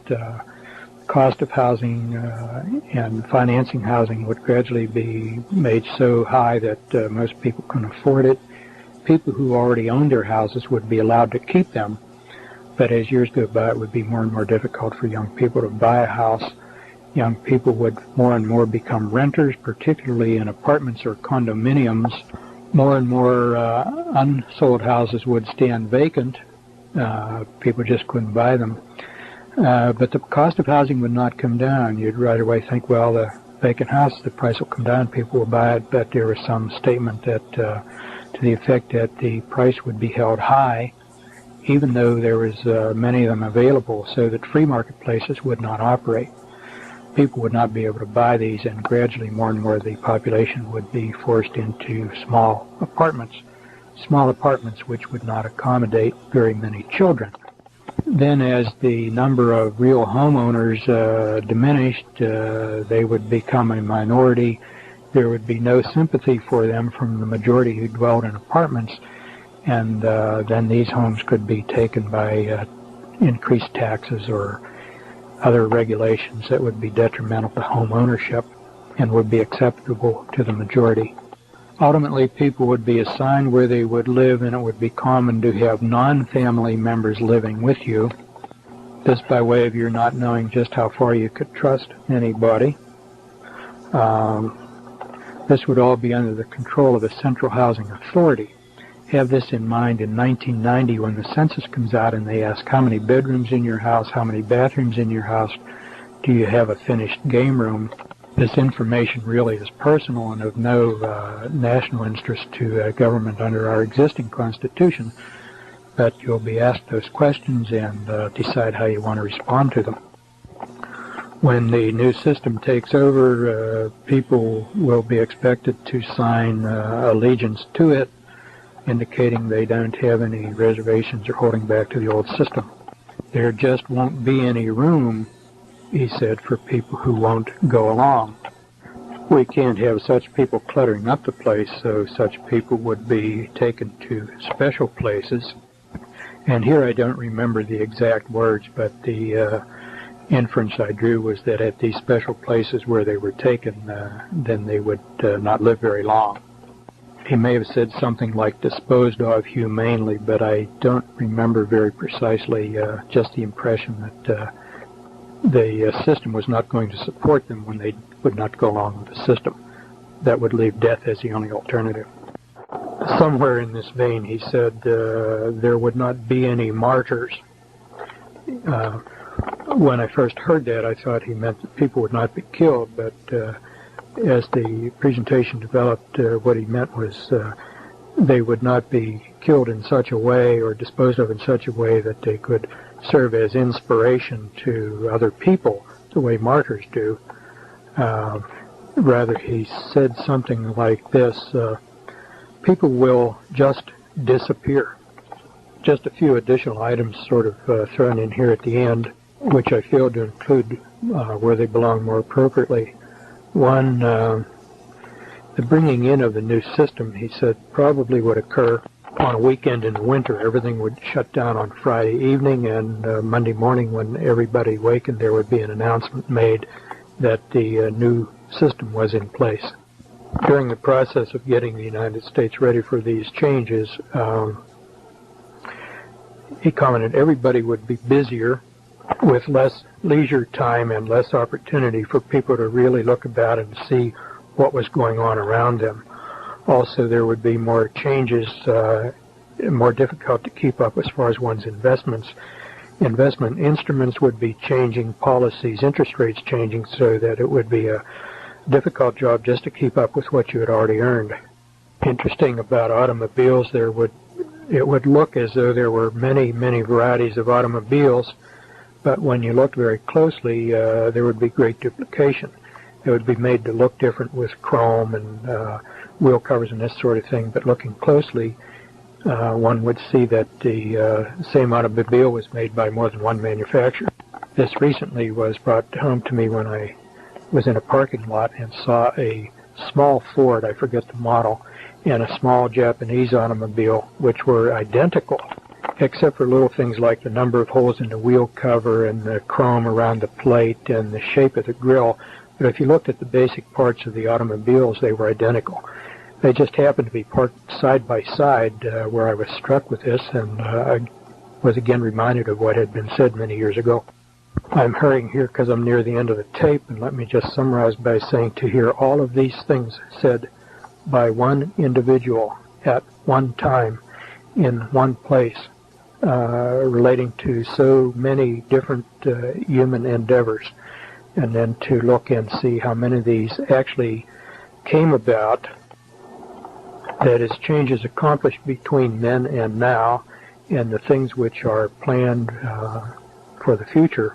I think there's no denying that this is controlled, and there is indeed a conspiracy. The question then becomes what to do, and I think first off we must put our faith in God and pray and ask for His guidance. And secondly, I think do what we can to inform other individuals as much as possible, as much as they may be interested. Some people just don't care because they're preoccupied with getting along in their own personal endeavors. But as much as possible, I think we should try to inform other people who may be interested, and again, put our faith and trust in God and pray constantly for His guidance and for the courage to accept what we may be facing in the near future, rather than accept peace and justice, which we hear so much now. It's a cliche. Let's insist on liberty and justice for all. This is the third and the final tape on the New Order of Barbarians. This interview by Randy Engel, director of the U.S. Coalition for Life, with Dr. Larry Donegan, was taped on October 10th, 1991, in Pittsburgh, Pennsylvania.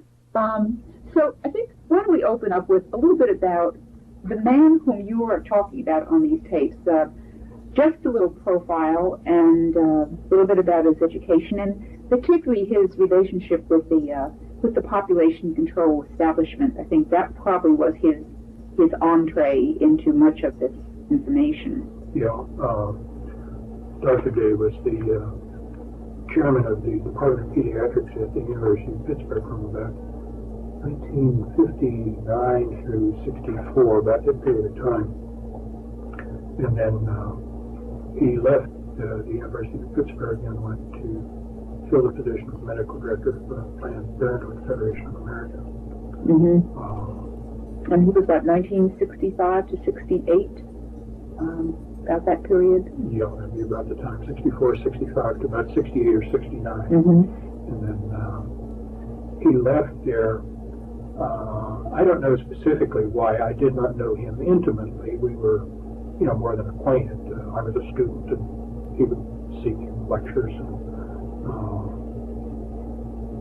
And so he knew my name as a student and probably corrected some of my test scores and that sort of thing. Of course, I knew him as lecturer who would stand in front of the auditorium and would, listen as he talked about diseases. And take notes as students? Oh, yeah. Yeah, take notes. Okay. So it was interesting, this man is not as well known, I think, to our listeners, like names like Mary Calderon, Alan Guttmacher. They were both medical directors at one time or other for Planned Parenthood. But Dr. Day was not well known, and as a matter of fact, when I went back into the SIGAS archives, there was very, very little information that had his actual name on it. So he was not one of the better known of the medical directors, but I'd say he probably had the scoop on what was going on as well, if not better, than any of the others before or after he came. What was he doing? Can you describe the scene of this particular lecture, the approximate date, and what was the occasion, and then a little bit about the audience? Oh, yeah, this was the Pittsburgh Pediatric Society holds about 4 meetings each year where we have some speaker come in and talk about medical topic related to pediatrics.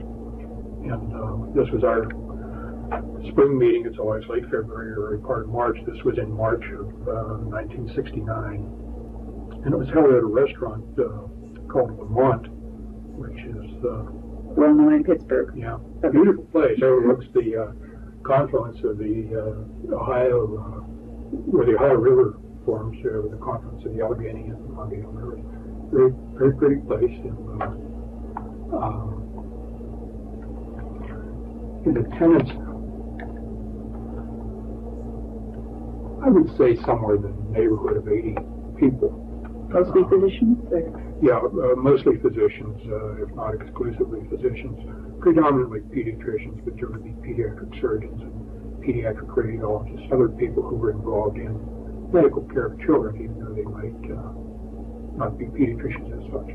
And the speech was given after a meal, I presume a very nice meal, and everyone was settled down and quite comfortable and quite filled and really an ideal state to absorb what was ever coming. But I think with when you're listening to the tape, and he says some of the most, well, not only outrageous things, but also things that you would think a pediatrician would kind of almost jump off out of his seat out. For example, on the tapes when he mentioned the cancer cures. Mm-hmm. Now, there were probably doctors in the audience who had children, perhaps with treating a child or knowing of a child who was in need of a particular cancer cure, and to hear that they were sitting, some of these prescriptions for or treatments for cancer were sitting over at the Rockefeller Institute, and yet, as far as I got from the tape, everyone just kind of sat there, didn't say very much. I mean, he's talking about falsifying scientific data, and everyone just kind of yawns. And how long did the speech go on? 2 hours. He spoke for over 2 hours, which was longer than most of our speakers go. And one of the interesting things, as he finished and it was getting late, he said that there's much, much more, but we could be here all night, but it's time to stop. And I think that's significant, that there was much more that we never heard. In the beginning of the presentation, I don't know whether I mentioned this on at the introduction of the first tape or not, but somewhere in the beginning of this, he said, "You will forget most or much of what I'm going to tell you tonight." And at the time, I thought, well, sure, that's true. We tend to forget. Somebody talks about ours, you can forget a lot of what they say. But there is such a thing as the power of suggestion. And I can't say for sure, but I do wonder if this may not have been a suggestion when we were all full of a nice dinner and relaxed and listening. End of an evening. We took that suggestion and forgot, because I know a number of my colleagues who were there when I would, some years later, say, "Do you remember when Dr. Day said this, or he said that, or he said the other?" And I'd say, "Well, yeah, I kind of, is that what he said? Yeah, I kind of remember that." But most were not very impressed, which to me was surprising because, well, he used the example of cancer cures, but he said a number of things that... like doctors making too much money and... Yeah, changing the image of the doctor. You're just going to be a high-paid technician rather than a professional who exercises independent judgment on behalf of his independent patient. A number of things I thought that should have been offensive and elicited a reaction from physicians because they are physicians. I was surprised at how little reaction there was to it. And then other things that I would have expected people to react to just because they were human beings. And I think most of the people at the meeting subscribe more or less to the Judeo-Christian ethic and codes of behavior. And that was violated right and left. And particularly one of my friends who I thought would be as disturbed as I was about this just sort of smiled.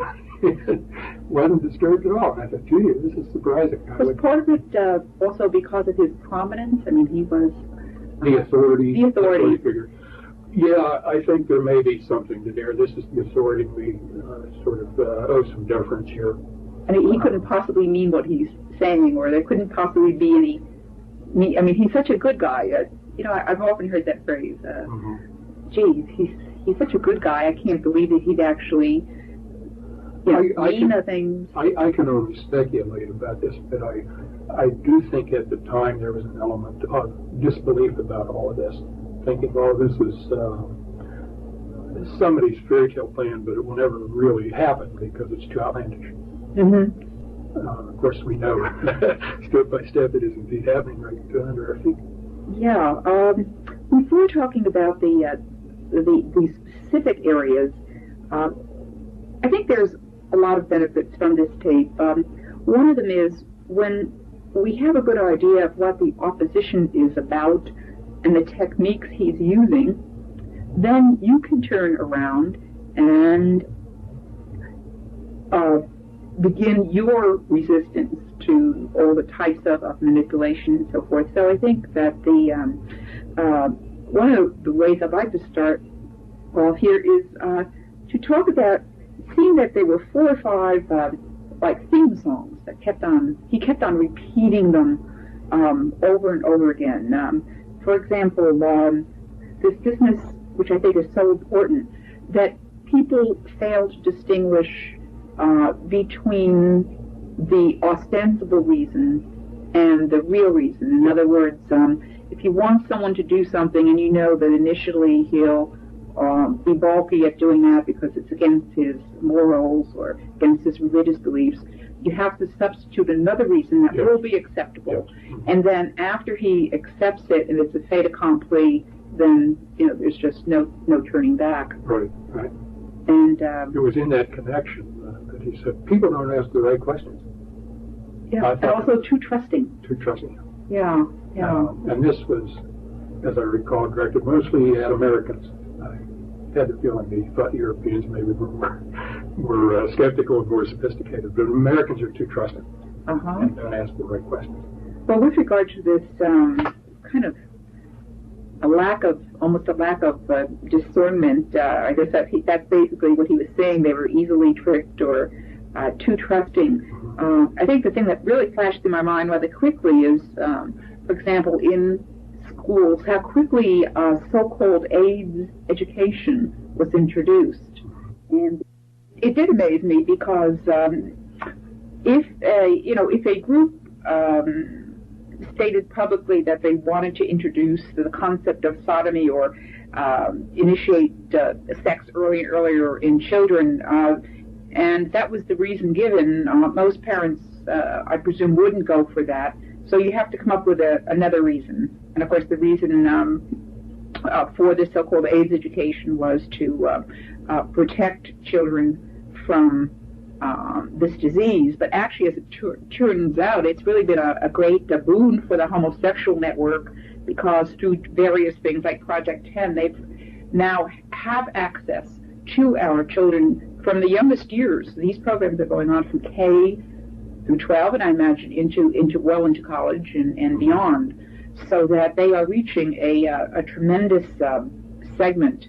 And speaking of children, I gathered that this speaker, he kept on making the point about, old people, they're going to go by the wayside. So I presume that the emphasis for these controllers or this New World Order is really an emphasis on youth. Would that be Absolutely, yes. Emphasis on youth. This was stated explicitly. People beyond a certain age, they're set in their ways, and you're not going to change them. They have values, they're going to stick to them. But you get to the youth, when they're young, they're pliable, you move them in the direction you want them to go. So this is absolutely correct. They're targeting the young. They figure, you old folks that don't see it our way, you're going to be dying off, or when the time comes, we're going to get rid of you. But it's the youngsters we have to mold in the impression we want. Yeah, right. Which is common sense. I think most totalitarians have. Now, there's something about the homosexuality, I think, to expand on. I don't think this came out on the original tape, but there was. First of all, we're going to promote homosexuality, and secondly, we recognize that it's bizarre, abnormal behavior. But this is another element in the law of the jungle, because people are stupid enough to go along with this, aren't fit to inhabit the planet, and they'll go by the wayside. I'm not stating this precisely the way he said it, but it wasn't too far from there where there was some mention of diseases being created. And when I remember the one statement and remember the other statement, I believe that AIDS is a disease which has been created in the laboratory. And I think one purpose that AIDS serves is to get rid of the people who are so stupid as to go along with our pro-homosexual program. Let them wipe themselves out. Now it's hard for me to make clear how much of this is I'm remembering with great confidence and how much is pure speculation. But as I synthesize this, this is, I think, what happens. If you're dumb enough to be convinced by our promotion of homosexuality, you don't deserve a place, and you're going to fall by the wayside sooner or later. Right. We'll be rid of you. We'll select out the people who will survive are those who are also smart enough not to be deluded by our propaganda. Mm-hmm. Does that make sense? Well, it certainly makes sense for them, and I think also this early sex initiation has the overall purpose, which I think we'll get to in depth a little later, but of the sexualization of the population. When he said on the tape, basically anything goes. I think that is what we're seeing. It's not so much that, let's say, someone may not adopt the homosexual death style for himself, but as a result of the propaganda, he certainly will be a lot more tolerant of that type of behavior too. So it's a desensitization, even for the individual who doesn't go over and accept it for himself. With the power of propaganda, you dare not be against homosexuals, otherwise you get labeled homophobe. You dare not be against any of our program for women, otherwise you're a male chauvinist pig. It's like anti-Semitism. This label gets enough currency in the culture that people get shot being stuck with it. Yeah. So it's easier to keep quiet. Well, another theme was this business about change. Okay. And I wanted to get to change in relationship to religion and family, but during the period when I was hearing this tape, I remember going to a mass, and they happened to have at that point dancing girls on the altar. And so when I was sitting and was getting a chance to listen to the tape, I thought, as a Catholic, that has been, if you talk about the effective change, probably the most difficulty, and the hardest thing has been to watch our traditional Mass, that which Catholics have practiced, those things which they've practiced and believed for so long. And in about that time this tape or the speech was given, which was about late 1969, everything had begun to turn over on its head, so much so that I think many people feel that now when they go into a church where there is the Novus Ordo, you're almost in a constant state of anxiety because you're not quite sure. What am I going to encounter? What are you going to encounter now? We're going to have you look at the little song book. Of course, that's changed radically, and then you see instead of brethren, you see people, or you might see something odd happening up at the up at the altar, which is now the table, and so the notion of God as eternal, and the teachings of Jesus Christ as eternal, and therefore the teachings of the Church as eternal, depends on the authority of God. And God brings about change in God's way. What this boils down to me is these people say, no, we take the place of God. We establish what will change and what will not change. So if we say homosexuality or anything is moral today, wasn't yesterday, but it is today, we have said so, therefore it's moral. And we can change tomorrow. We can make it immoral again tomorrow. And this is the usurpation of the role of God to define what the peons, what the ordinary person is supposed to believe. So the idea is that if everybody's used to change, most people aren't going to ask, well, who has decided what should be changed and how it should be changed? Most people just go along with it, like hemlines and shoe styles and that sort of thing. So it is a usurpation of the role of God. And if you read the Humanist Manifesto, somewhere early in the introductory part of it, they say human intellect is the highest good. Well, to any human being, what you call the highest good, that's your God. So to these people, human intellect, being the highest good, is God. And where does human intellect reside? Well, in the brain of one or more human beings. So these people, in effect, I don't think they would be so candid as to say so, but whether they know it or not, what they're saying is, I am God, we are God, because we decide what is moral today, what is moral tomorrow, what's going to be moral next year. We determine change. That's right. And of course, in a nutshell, you just explained the human potential, New Age, all the new esoteric movements that we've seen. But with regard to change, he seemed to acknowledge that there were a couple of entities which traditionally blocked this change and therefore made people resistant to constant manipulation. Mm-hmm. And of course, one of those is the family, and that would include the family, grandmothers, grandfathers, or ethnic background, and so forth. And I guess I was impressed by everything he seemed to mention, whether it was economics, whether it was music, had the overall effect of diminishing the family and enhancing the power of the state. Right. Yeah. That was just a constant theme. And therefore, when we're evaluating things, I think one of the things we should generally say to ourselves is, what effect does that have on family life and the family?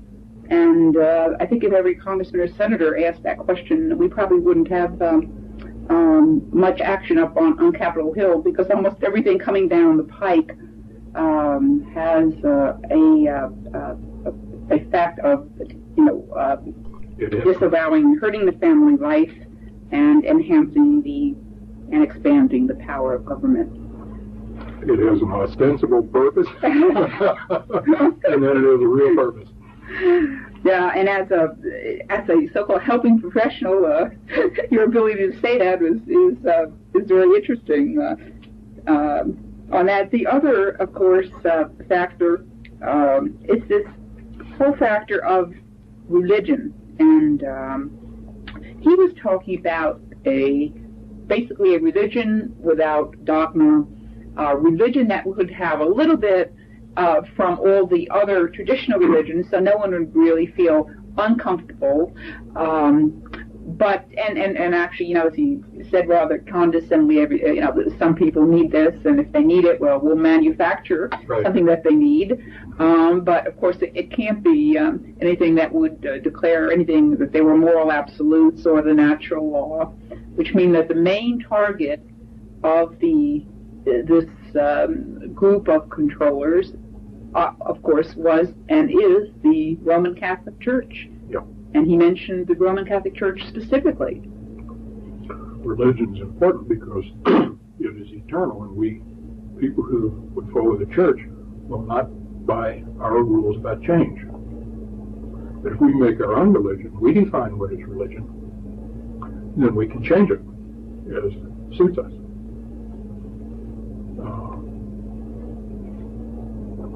Yes, the Roman Catholic Church, I was kind of flattered sitting here as a Catholic,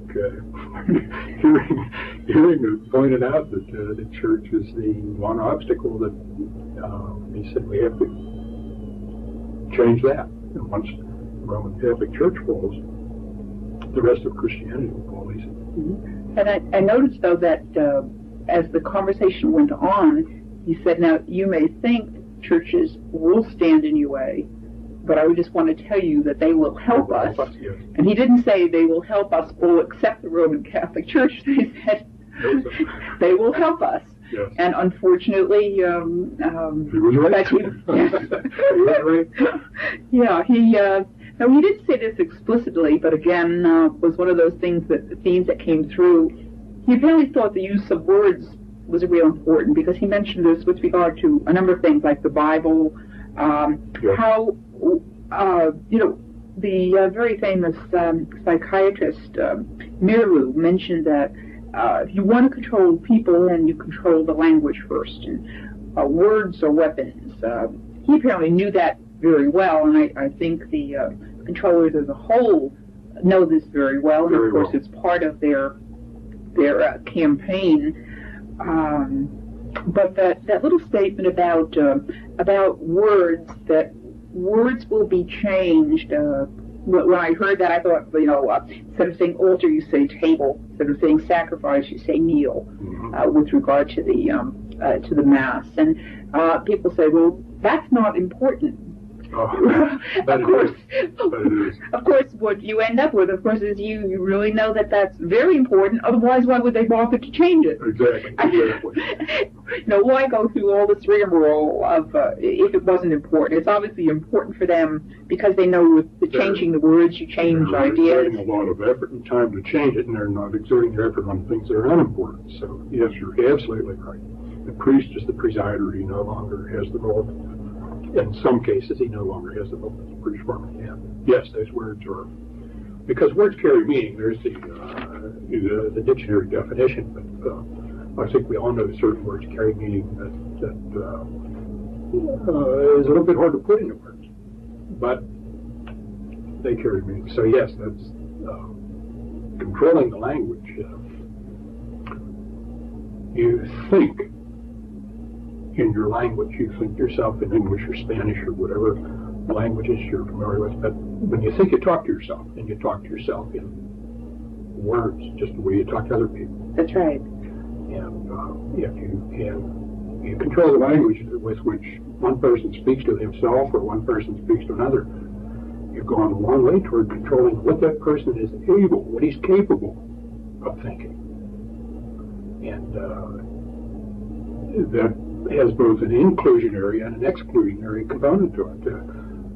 You set the tone. Well, take the word gay, for example. Take the word gay.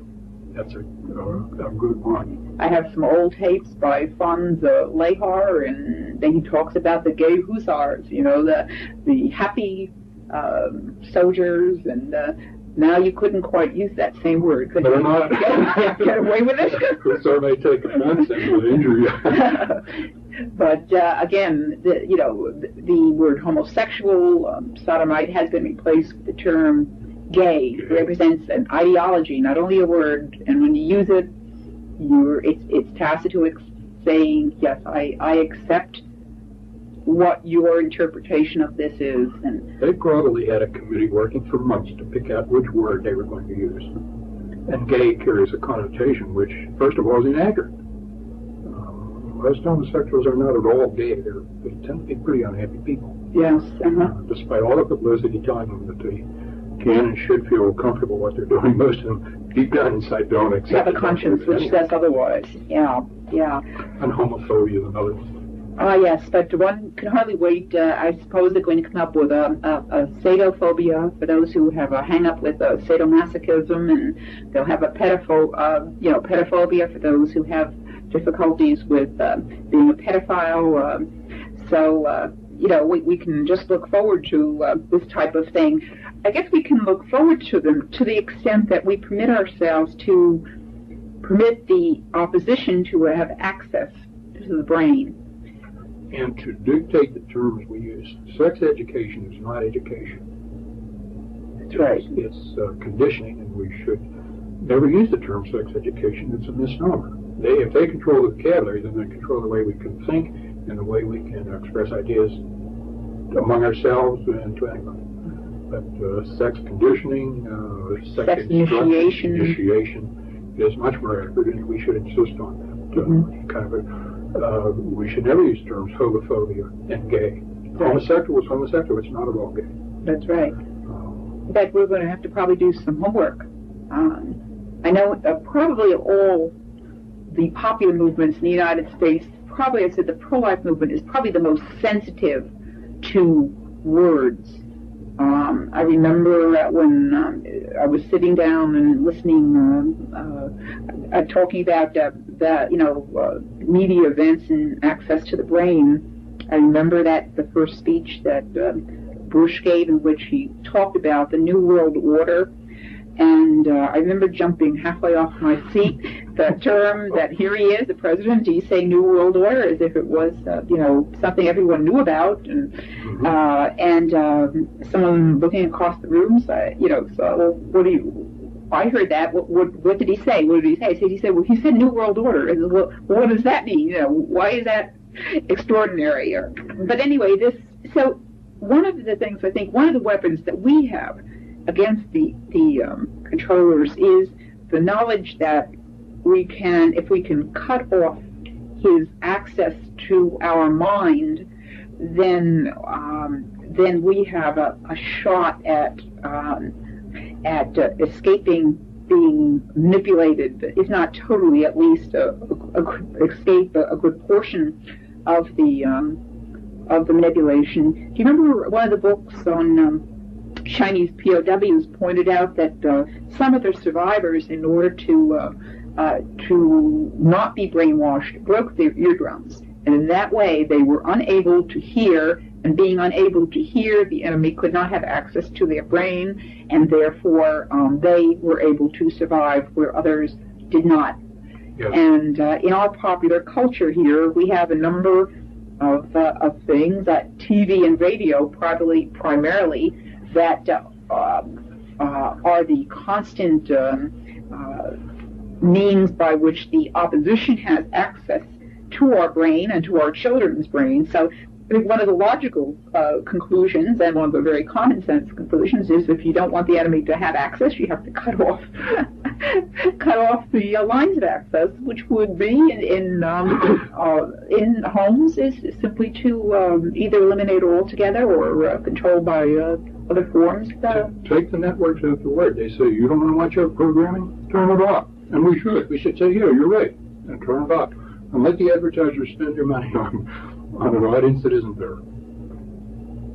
I thought, as a pediatrician, I'm always interested in how kids do things and how kids are like adults.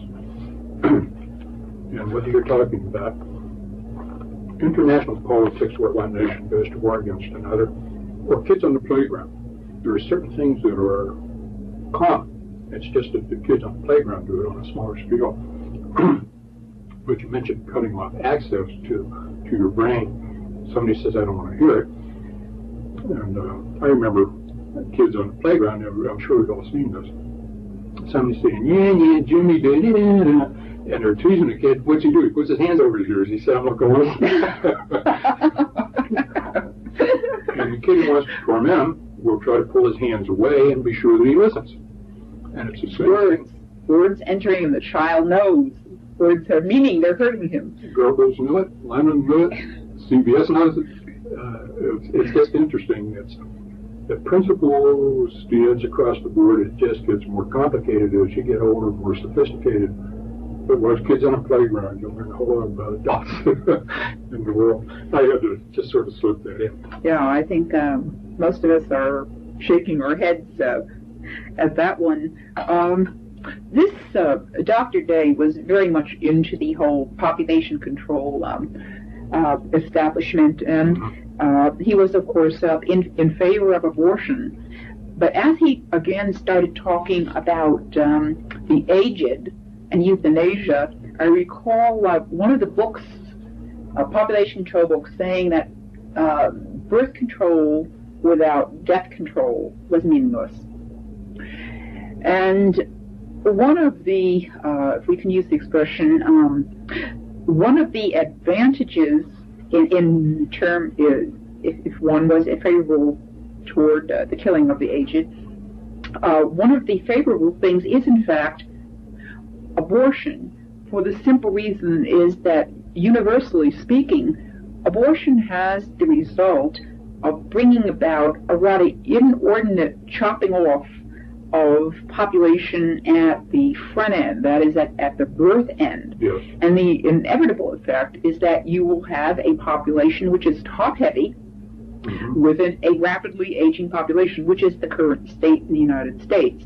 So inevitably, if you are going to go about killing the young, especially at the pace we seem to have adopted ourselves to in this country, then invariably you're going to have to do something about all those aging populations, because the few children who are born, after all, they cannot be expected to carry this tremendous burden of all these people. So you're cutting one end, That's right. and therefore inevitably, as you pointed out on the tape, he was saying, well, these few young people who were permitted to be born will really feel this inevitable burden on them, and so they'll be more desensitized. They'll be more warmed up to the idea of Grandma and Grandpa having this little party, and then shuffling off to the wherever they shuffle off to, and whether it's taking the demise pill or going to a death camp or. There was a movie out some years back called Soylent Green. Oh, yes. Do you remember Soylent? Yes, I remember it very distinctly. And Charlton Heston was I only saw parts of the movie. I never saw the whole thing from beginning to end. But Edward G. Robinson went to sit in the theater and he listened to Beethoven's Pastoral Symphony. That's right. As he was to take his demise pill. That's right. In fact, we also made the point that, of course, the food that the people were eating were each other, right? Just, and there's but that's as he said, as long as it's done with dignity and humanely, like putting away your horse, which is it's a little bit like pornography. Years back, when kids would come across pornography, it was always poor photography and cheap paper. And Playboy came out with the glossy pages and was really good photography. So then pornography, it's no longer cheap, it's respectable. We went to a movie at the Pittsburgh Playhouse. I took my son along. The movie was the Manchurian Candidate. But the thing... I remember the movie. Do you remember the movie? Yes, I did. Well, during the previews then of other things that were going to come, was a movie, whose title I don't remember, but it was well photographed in Technicolor with classical music in the background, and it was a pornographic movie. And I remember saying, well, if you have a guitar, then it's pornography. But if you have classical music, that converts it into art. But it was pornography. So, what, just another example of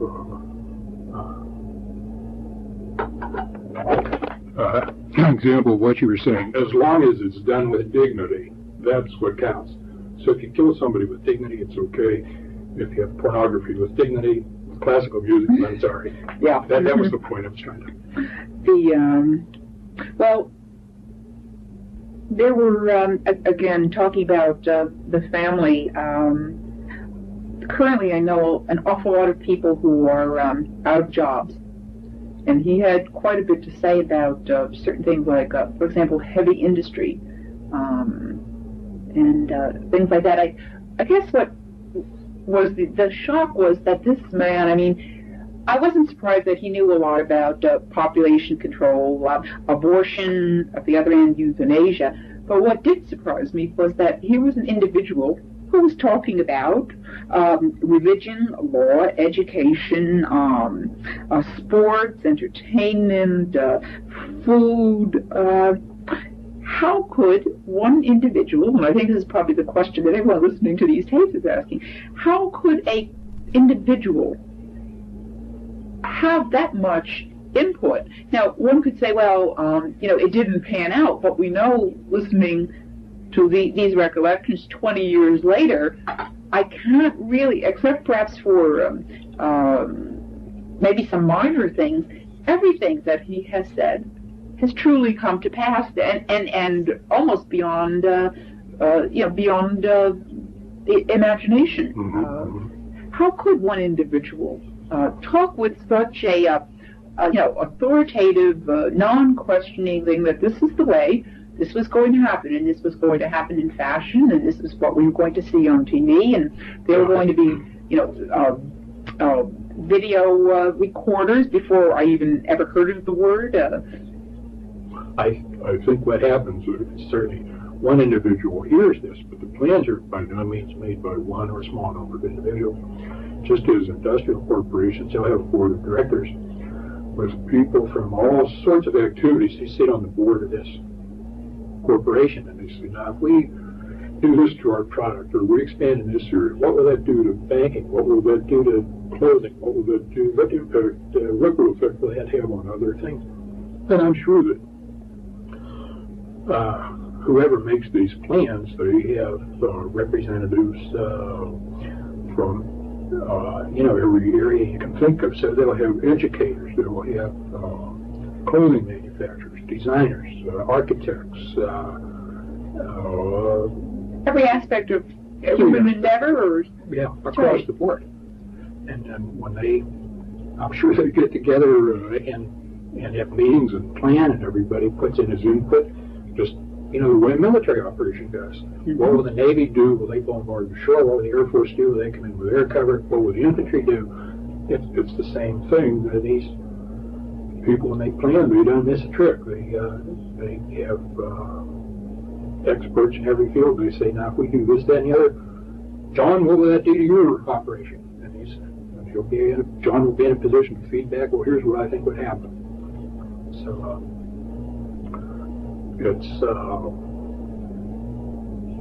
certainly covers a broad range of people, and for one individual to be able to say all of this in the 2 hours that he spoke to us really tells us that he was privy to a lot of information.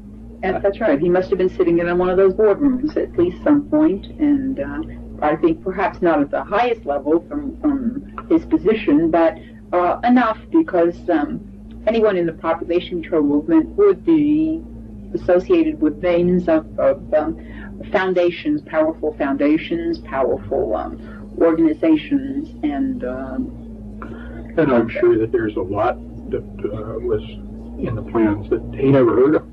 He wasn't a 4-star general in his outfits. That's right. He wouldn't be, on the whole story. Well, it's too bad he couldn't have talked for 6 hours instead of 2. We might have had a lot more information. There was another aspect that I found fascinating in listening to this. This whole aspect of privacy.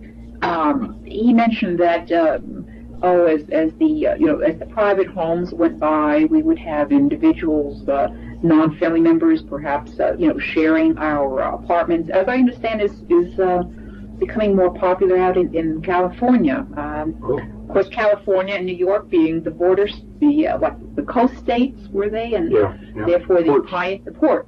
That's right, port cities that bring in things so that they can eventually work their way to Middle America. And but this is about privacy. When he was talking about, for example, the area of sex, he made some interesting remarks. Is public knowledge. Yeah. But the planners won't be that open about their own lives. They'll reserve their privacy. It's for the rest of us. Yes, just like they're listening to concerts and operas, but for the mass media, they're pumping in the hard rock and all those types of things. That was another fascinating thing. For example, and I know this has come to pass, because I deal with a lot of young people, but young people have their own radio stations for their music, and adults have their own, and never the twain shall meet. Right. And when they do, there's usually a clash between the older generation and the younger. And I think the same is probably true with a lot of the classical movies. And again, I can't remember when I was growing up and my dad had the radio on. I think the music was kind of a general music that, there wasn't. I didn't say to my dad, I don't like that music. Turn on to another station. whereas now there is a fabricated generational gap, which again puts the family at the disadvantage, and it creates conflict in the family, which is one of the spin-off benefits to them. If you're constantly fussing at your kids, you don't like what they're playing, and they're focusing on you, they don't like what you're playing, that does things to the bond of affection that you would like to be nurturing in the family. So they're, yeah. And speaking of family, again, one of the things then it would appear for any resistance movement for the population controllers would probably be based on families strengthening themselves in a number of ways.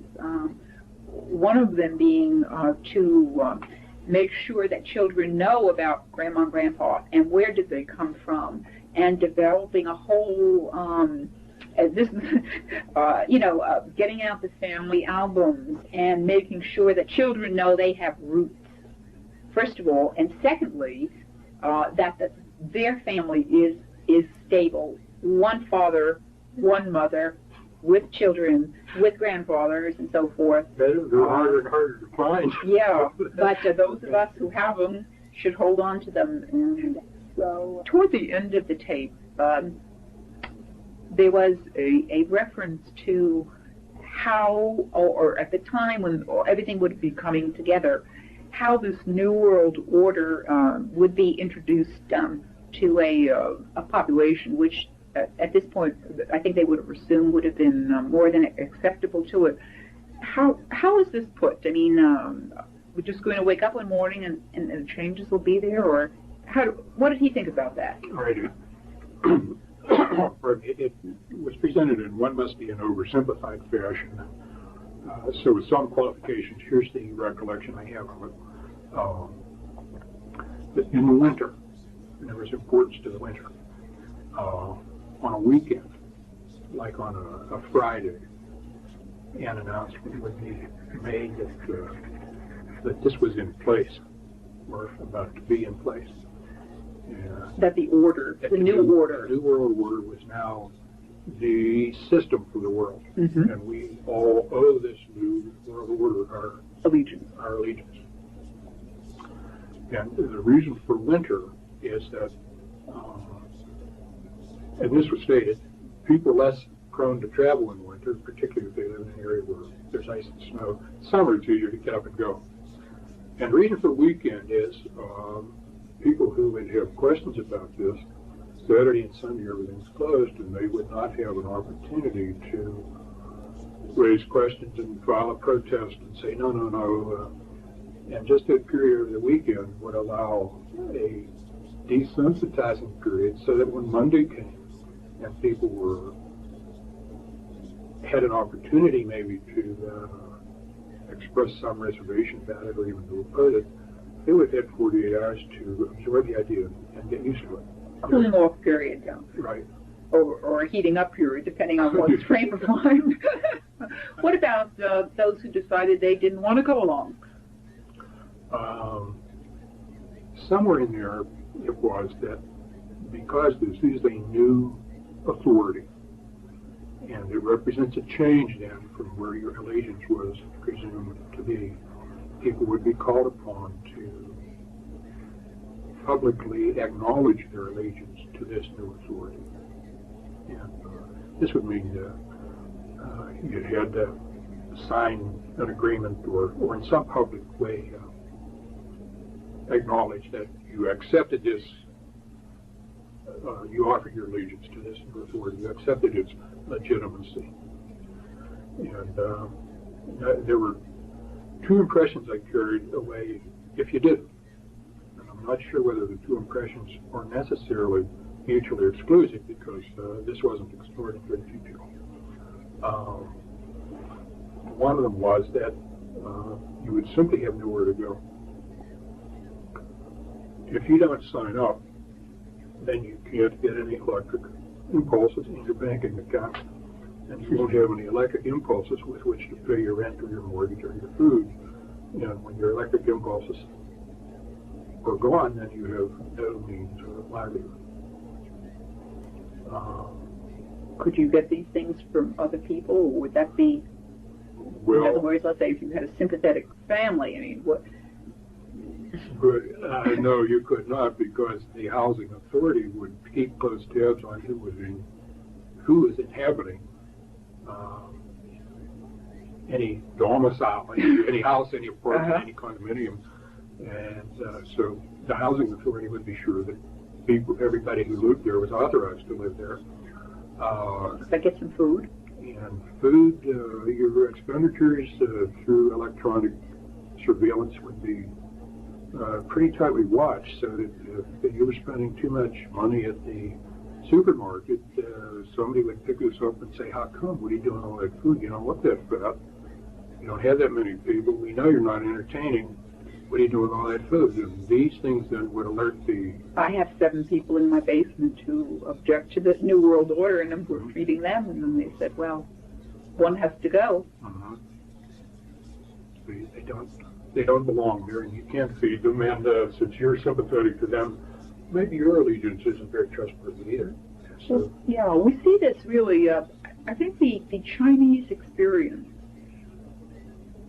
tells us a great deal about certain things. For example, when they wanted to enforce the one-child family, what did they do? Well, of course, they cut off all education for the second child. Your food rations were cut so that you couldn't get, a pregnant woman couldn't get the right amount of food.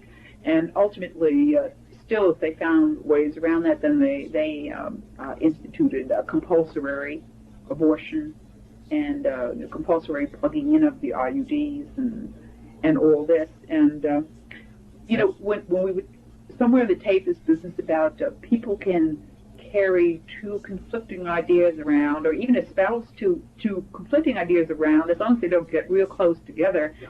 And what immediately came to mind was, here we have an organization like Planned Parenthood, freedom to choose, yet they support population control programs, which is, of course, not the freedom to choose, not the freedom to choose.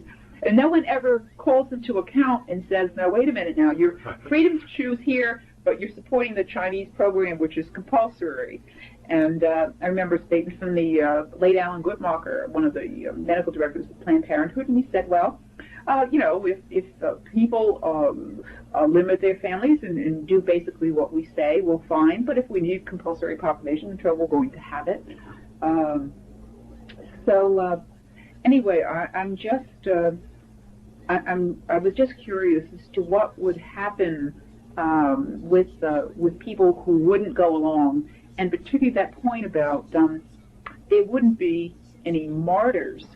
And that was significant because I can recall, having watched some movies about the Third Reich, that many times they would come late in the evening and people would be taken from their homes.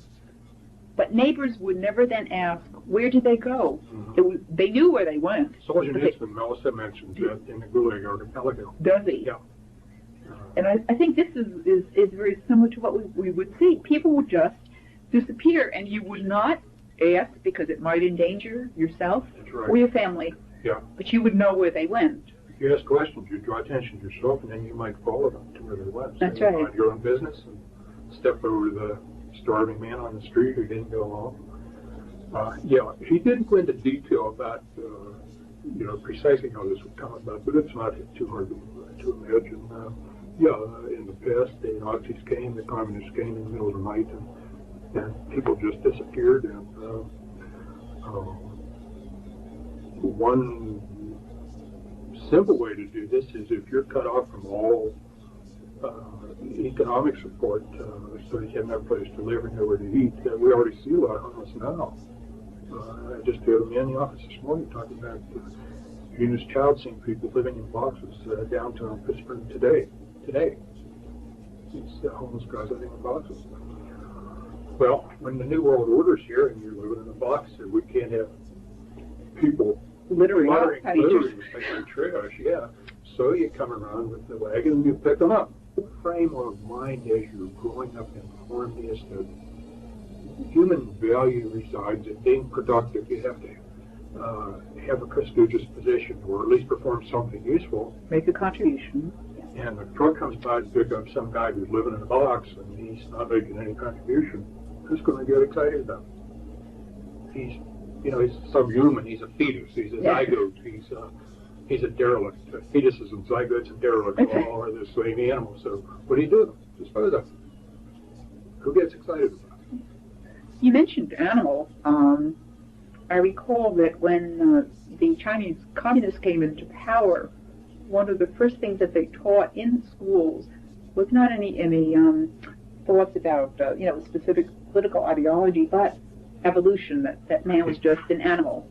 And if man is just an animal, then we won't mind being herds and having masters who keep tabs on the animals. And we're one big ant colony, and we've got someone to direct traffic. And and speaking of traffic, getting back to we talked about the agent, and again, people hearing this tape it's phenomenal how many times these things on this tape will hit you. I just came back from New Jersey, which has a lot of retirement-type villages, and I've been there over a period of years, and there's a structure around a retirement home which has been uncompleted. It has to at least be 2 or 3 years. Now, they've recently completed it. It's kind of a roadway. But I think it would be easier to get out of a complex at a playland. It is so complicated, and yet the whole region has elderly people driving. And here we are, a fairly middle-aged couple, and for the life of us, we couldn't figure out how we were going to get out, what we were going to do.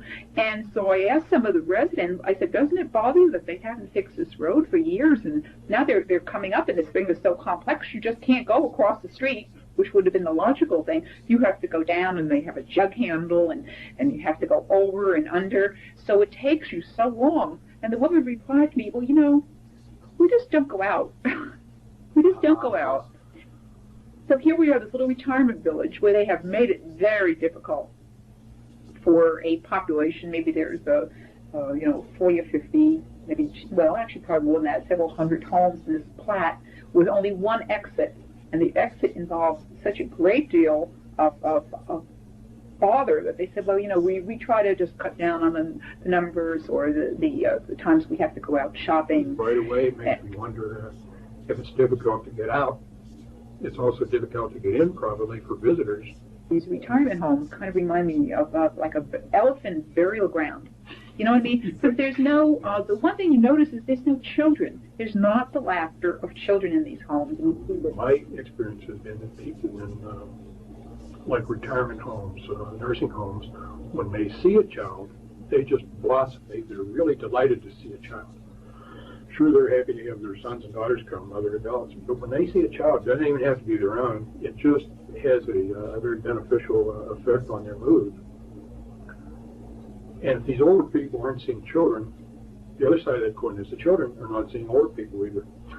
That's right. So if you don't get used to seeing older people, they don't exist. That's right. And I think is another interesting angle on what you said about. And that's why, again, with the family, making sure your children see their grandparents very often, no matter how much that entails. The trouble is of the logistics is certainly worthwhile, because again, if you never see someone and you don't learn to love them, and you have no contact with them, when someone says, well, it's time for your grandpap to check out, well, who's that? Who's going to defend and fight for someone that they never even saw before? I remember one of the phrases. This is, again, so many of these things. You only have to hear them once, and they stick in your mind. Yes. They're so jarring. Yeah. Was this, we've already discussed sex without reproduction. Mm-hmm. Then he also said the technology would be there for reproduction without sex. Right. And this seems to me, this is a whole nother area, because one of the,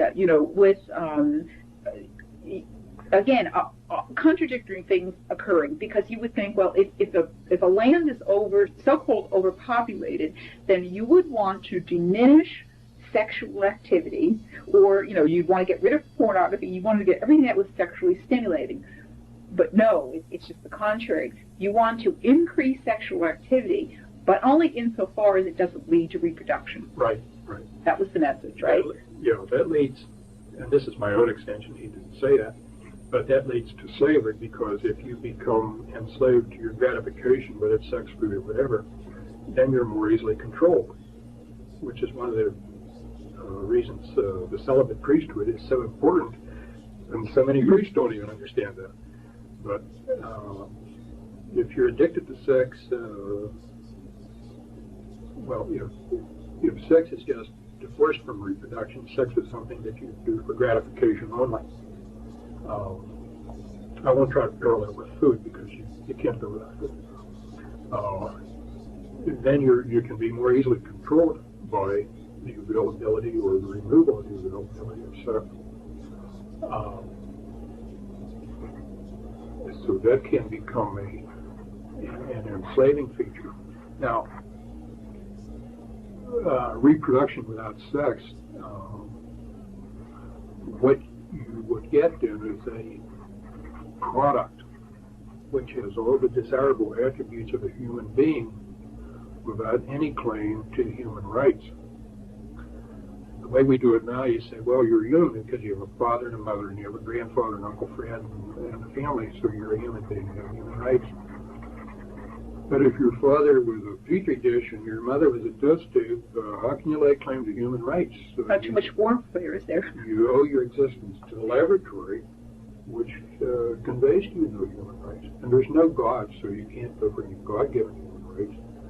So you're an ideal slave.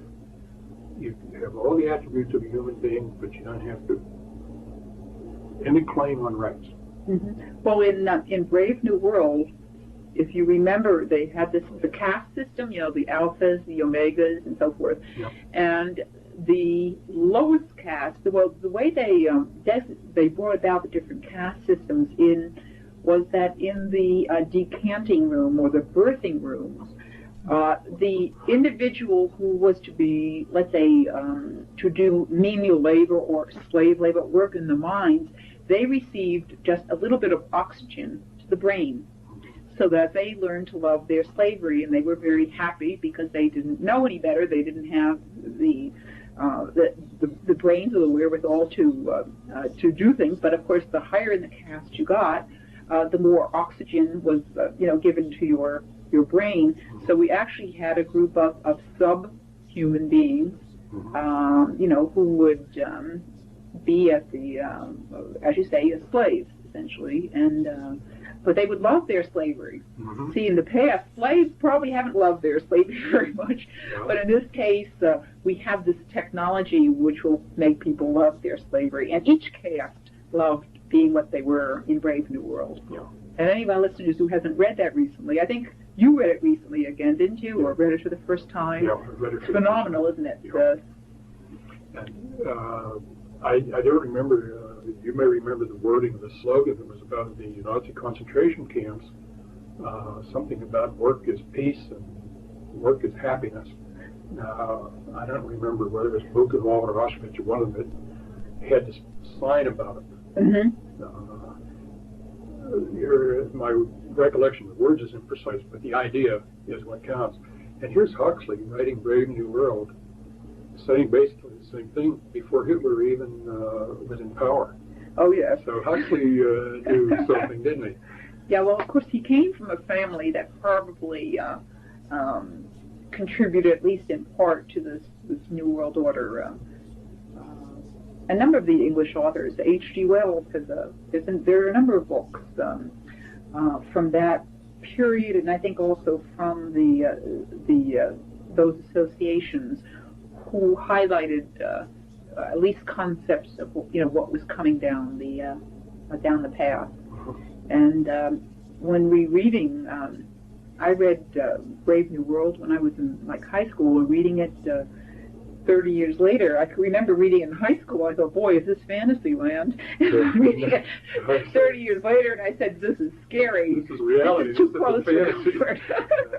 Yeah, and then after I thought about it, I wasn't sure whether Huxley wrote it, there seems to be some type of the similar thinking between his writings and then this talk given by Dr. Day, because you get a kind of a mixed message in Brave New World that these things are not really quite good. It would be better if man still had a sense of humor, if he still had a sense of privacy, if certain things, the family still existed. But it's inevitable. They're going to go. Too bad. I feel a little sorry about that, a little sentiment, but the new order has to come in, and we're going to have to make room for it. And I got that same impression from the things that have been said about this Day tape. There seemed to be he wasn't real happy about some of the things, but then, they're going to occur anyway, and make it easier on yourself. The easier more you accept it, the easier it's going to be for everyone around. And I'm kind of doing you a favor, you physicians out there this evening. I'm going to make it easier for you by telling you in advance what's coming, and you can make your own adjustments. Somewhere in Scripture, I think it's after the flood, God said, I will write my law on men's hearts. And I feel the same parallel that you do between Dr. Day's reaction to what he was exposed to and mine. Seeming not totally accepting of this, and Huxley seeming not totally accepting of what he wrote down, but both saying, well, there's a certain inevitability to all of this, and so, let's try to talk about the best parts of it. It's going to be good for people. Technology will be better. Quality of life will be better. So you live a few years shorter. But they both do seem to send out messages of not buying the whole package. And I think... And maybe wishing some people would ask more questions, this business.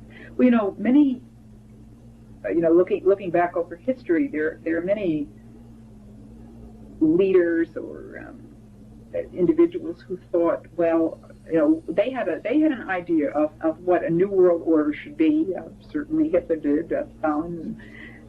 But what was lacking during these periods is that they lacked the technology to carry many of the things out. Surveillance, constant monitoring.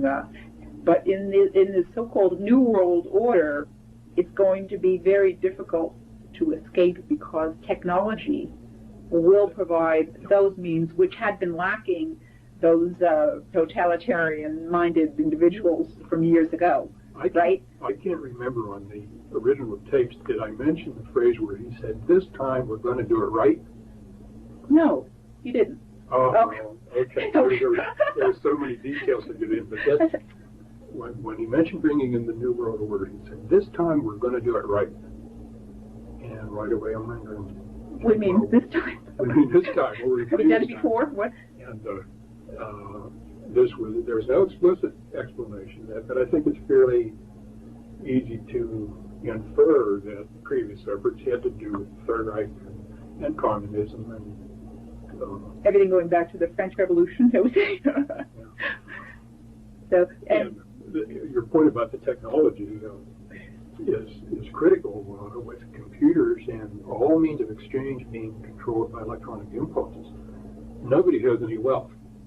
You own nothing of value except access to electronic impulses, which are beyond your own control.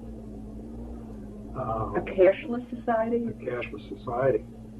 So when your reward for working is so many impulses on the computer, and then you go to the checkout or the furniture store or clothing store and you buy and you, in exchange, you give so many electronic impulses.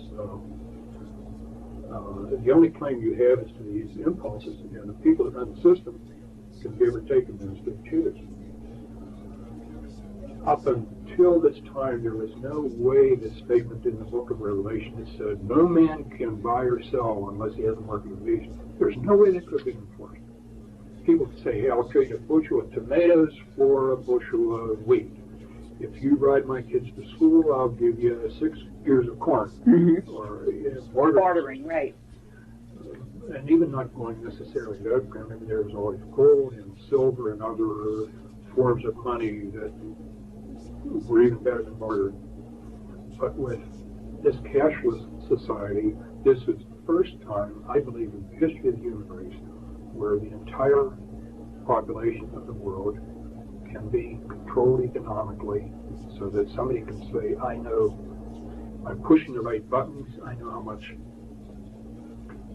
credit you have electronically, I know where you spend your money electronically, and you cannot buy, you cannot sell unless you get on my computer.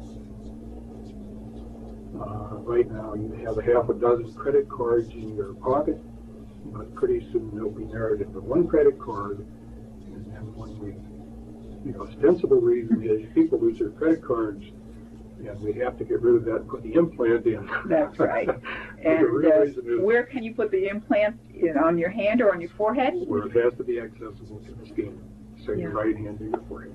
Speaking of scanner, when we had the TV war, the Gulf War, and the first war, you just sit there and 24 hours a day, just like being on the battlefield there.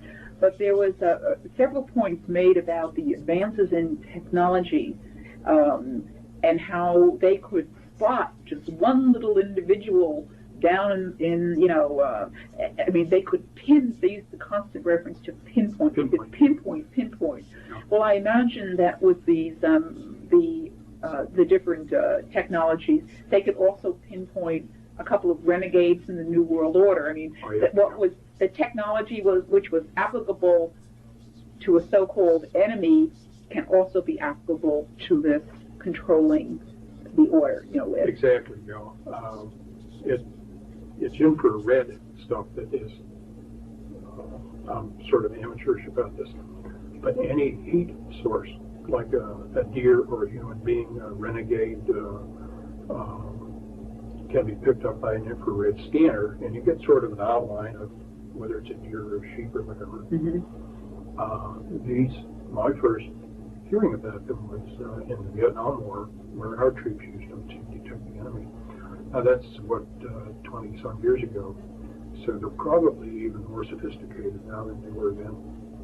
But with this kind of surveillance, it'd be pretty hard for anybody to escape and say, well, I'm just going to go off into the mountains and be a hermit and escape the New World Order. I can shoot deer and eat berries and survive. And I've got a wife who's pretty sturdy. She'll be able to survive, and we'll do what the Indians did before Columbus got here, and we'll all survive. The New World Order say, no, you won't, because we're going to find you.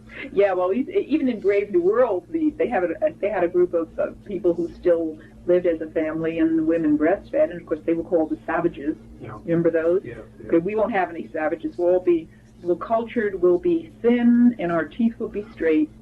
And something also that was mentioned, forests could, and if necessary, would be leveled or burned. Now this comes out of this overall movement about Goddess Mother Earth and how we have to protect the ecology. Oh yes, the environmental movement, right. But the environmental ostensible movement. It's all expensive. If we want to get somebody who's trying to get away, we'll burn down the whole forest, we'll find them. That was stated, that deforestation would and could be brought about if necessary to be sure that nobody gets outside the control of the system. Well, we're just about drawing to a close here. How did you feel after, let's see, it's been about, 22 years now since that original lecture, and it probably isn't a day that goes by, at least since I've heard the tapes, that I don't think about the things that this Dr. Day said. You get constant reminders. Not a day goes by. Something doesn't say, that reminds me of such and such, whether it's surveillance or security, somebody selling a security system to keep your house from being broken. Or clothing. Or I opened up a toy catalog the other day, and I noticed that there didn't happen to be any baby dolls in the toy catalog. Of course, going back to the idea we don't want little girls to be thinking about babies. They only had one little doll, and it was kind of an adult doll, and nothing that would raise anyone's maternal instinct there. Well, Doc, what's the prognosis? Well, left to man alone, I think the technology is already here, and with technological progress, I think it is inevitable, if man is left to his own devices, that some men will be able to assert total control over other men, over other people. Man left to his own devices, the tendency is in groups like this then for internal dissension to arise, where the leaders would be at each other's throats too, each saying, "No, I'm more powerful than you. I deserve more than you." Who will control the controllers? Yeah, they would have themselves, I think, so that they would create, the seeds of their own destruction while they're creating the system. But the other thing, I wonder if indeed this may be time for our Lord to come back and say, "Enough's enough." If because you're going to destroy my planet Earth, and I am in charge of the planet. I'm in charge of mankind. Mankind will be destroyed or whatever if I say. I will not allow my creatures to assume and assert this degree of control where you're going to destroy the whole planet. I was thinking, as you was just saying that, is that in past, dictators could kill people, they could torture them, but essentially they could not change what it meant to be a human being. They could not change human nature. Yeah. Now we are going to have, with this, the new Genome Project, the multi-billion-dollar project, where they're going to be getting a tab on everyone's genes. No one shall escape. Everyone shall have their genetic codes and all this. And with this opens the door to manipulation to change the very meaning of what it means to be human. Yeah. And if one has an entity then that no longer has free will, you just have to wonder, at that point, our Lord says, enough. Just as Lucifer set himself up as God in the beginning, some people now would set themselves up as God and say, I control the computers, I control the genomes, I control everything. I am God. And at that point, then he would have to say, no, you're not. I have to demonstrate to you, you're not. I'm still God. You're just a creature. Yeah. And as you said on the original tape, we believe in what our Lord has said, in the sense that he will not leave us orphans, that, he will be with us to the end of time. This right away now begs the question when they come around and say, it's your turn to sign the allegiance form. What are you going to do? When Henry VIII came around, he said, well, you either sign here and join, or, and while he's telling you this, they're throwing the noose over the limb of the oak tree and saying, slipping the noose around your neck and saying, you want to sign this, or do we slap the horse out from under you? And a lot of people said, I won't sign it, and they were martyred. Despite his having said there will be no martyrs, certainly there will be martyrs. And the implication in his statement was that, well, they will not be recognized as martyrs. But there will be martyrs, and they will be recognized as martyrs. And maybe not in the same way as in the past, but I think this is something that maybe all people need to sort of prepare themselves for. When I'm nose to nose with this choice, are you going to sign this allegiance or not? Or we're going to put you in a boxcar and you're going out to Arizona in the desert. People have to be prepared to make a decision. And I think it would be an understatement not to say, or to say, that this tape has great meaning, and it's just like a forewarning, and it gives us ideas of things we should do and things we shouldn't do, And I think everyone listening to the tape will come up with different things that he can do on a small scale. I think that's the beauty of this thing. It's not, as he was talking, it wasn't like real earth-shattering things that he was talking about. He was talking about little things, television, things that we do every day, things that are under our control, the books we read, and I think probably some of these changes, if they're going to occur, will occur with the individual person within that family, with him getting the word out and then doing the little things. I think they matter over the long haul the most. Just as with the prisoners who survived the brainwashing, I think people who are spiritually oriented, who are thinking about God, thinking about their relationship with God, are the ones who will then be better prepared, very equipped to survive this world and the next. Whereas those who are just focused on meeting their needs right now, strictly the material needs of the day, they're more easily controlled. Under the threat of losing your comfort or losing your food or losing your head or whatever, certainly some people are going to yield, and those who I think will survive, and I really mean in both this life and the next, they're going to be the ones who are going to have to be prepared, because it's my belief when the time comes to make the decision, you're going to sign on it or you're not going to sign on it. It's too late to begin the preparation and start saying, well, let me think about it. You won't have time to think about it. You're going to either say yes or no. I hope a lot of us make the right decision. I do so too, and I think the tape will change as many lives and have hopefully as good an effect as it had on mine and on yours. So let me thank you very much. Oh, you're welcome. For further information, please contact the U.S. Coalition for Life, Box 315, Export, Pennsylvania, 15632. Your comments and criticisms and any other information which you might have regarding this tape will be most welcome.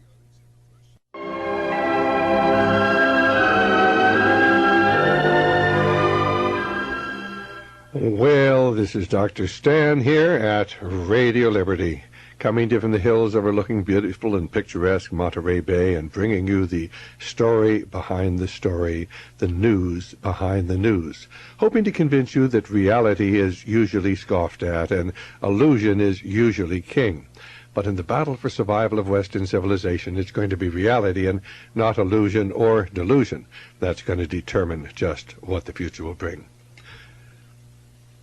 Now, I want to introduce to you Dr. Lawrence Dunnigan, and Dr. Dunnigan is a pediatrician. He practices in the eastern part of the United States, and he's been practicing for 30 years. But some 28 years ago, he heard a fascinating lecture given by Dr. Day, who had been a professor at the medical school he had attended. And this talk was given to a group of young doctors with the proviso that nobody would take notes and nobody would record what was said.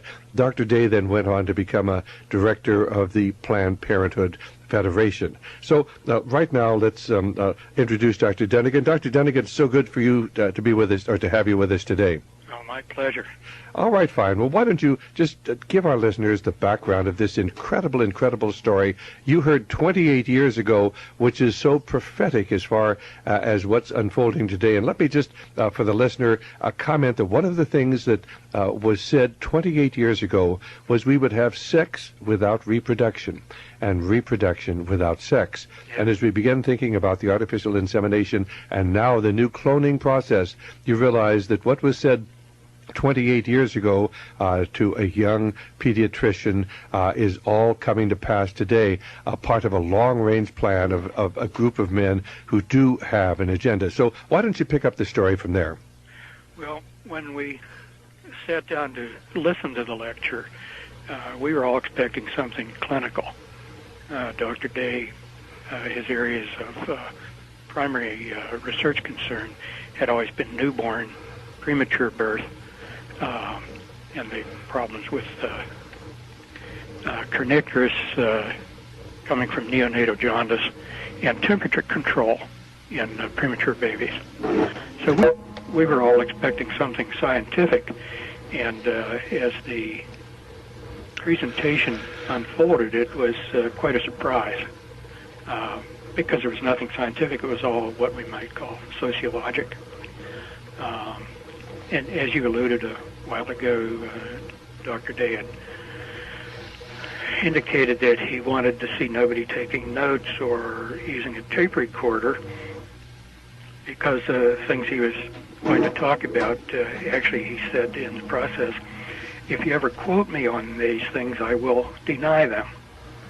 He seemed to be indicating that there could be some sort of physical danger to him for speaking out about such things. That was more a suggested, I think, rather than an explicit statement. But,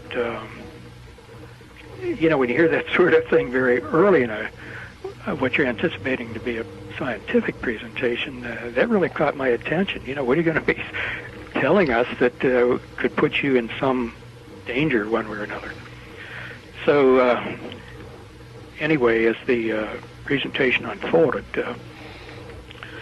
he began by stating that anybody with an 8th grade education could do the arithmetic and determine that the Earth would soon be overpopulated if there were no limits put on human reproduction. And part and parcel of the overpopulation then would be outgrowing our natural resources and overpollution of the planet. These people always refer to the world or the Earth as the planet. So in the beginning, it seemed as though the presentation was almost an apology for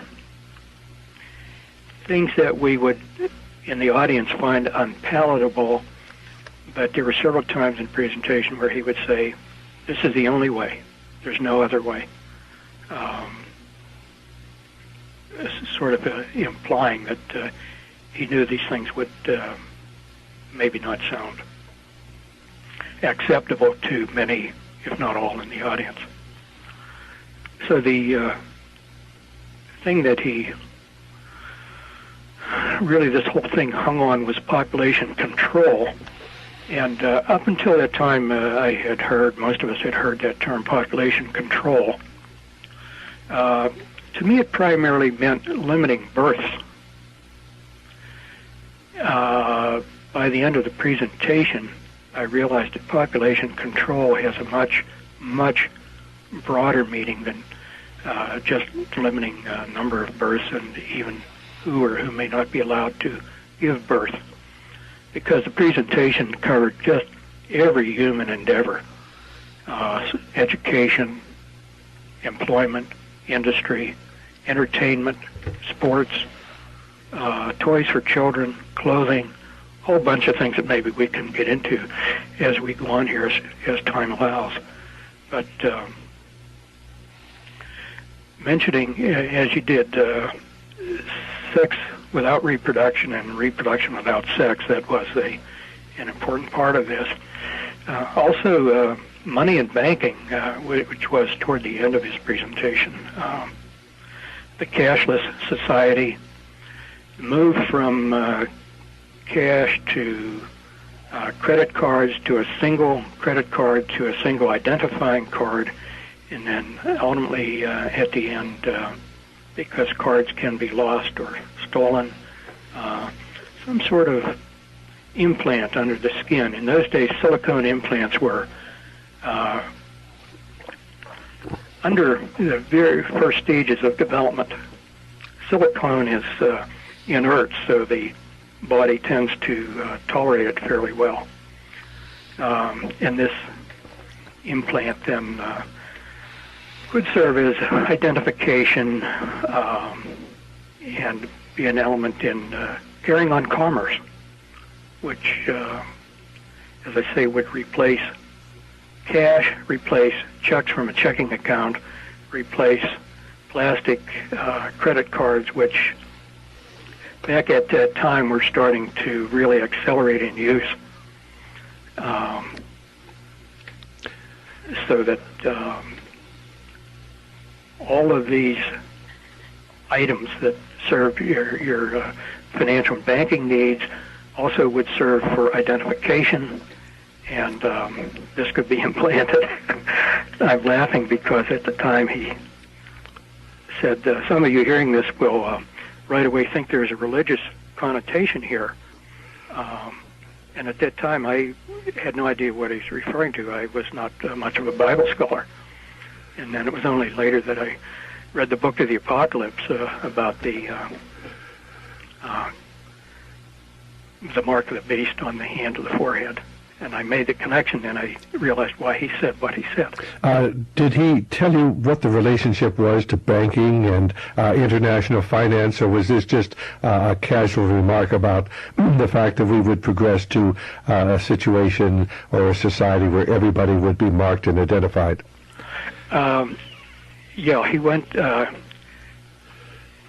the presentation was that... the changes that he was projecting from then, 1969, the target date to have them all in place was the turn of the century. The year 2000, right. Give or take a few years according to how well it would progress, but that was where they were shooting. And this was worldwide, not just the United States or not just United States, Europe, and so-called Western civilization. But this was to be global, the entire world. Now, did he tell you who was going to be doing it, or was it just it's going to happen and there's some group behind this? It's going to happen. He never used a proper noun. He used only one proper noun in the entire presentation. That it was the Rockefeller Institute. Now, what was the tie of the Rockefeller Institute into this? Now, did he say? That had to do with research and the treatment of cancer. And there was something about they had treatments for cancer, but they didn't want to release them because we had to have people dying off. What was that? Yes, that's just about what it was. That many or most cancers now could be cured. Now, this is back in 1969. Many or most cancers now are curable, but the information has been held in Rockefeller Institute files, because imagine what would happen if people stopped dying of cancer. And of course, that's exactly what Thomas Malthus wrote about back in 1800. We had to have people dying so we could have new people born. Mm-hmm. Fascinating. Okay, well, I pardon me for interrupting you, but I just wanted to bring that fact out. So this is 28 years ago. You're hearing the predictions of what the future holds for the world. So why don't you pick it up from there? Well, I'm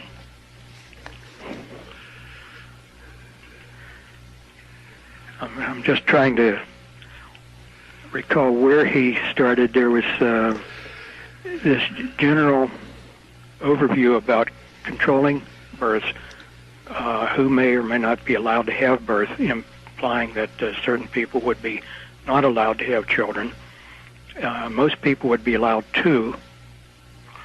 Exceptional people might be allowed 3, but never more than that.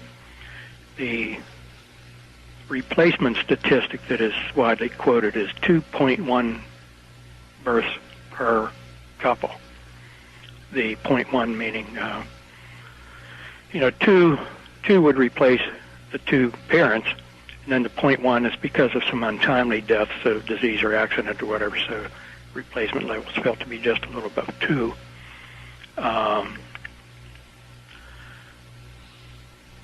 In that context, too, he mentioned that something, we feel that we can accelerate and control evolution. And this was in a context of controlling who might be allowed to reproduce. In other words, if your genes were acceptable, you would be allowed to bear children. But if they were not, you might be forbidden to bear children.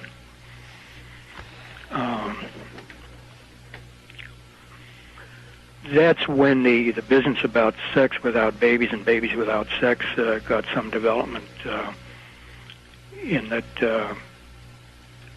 certain people who had desirable genetic characteristics that should be perpetuated for the good of the world.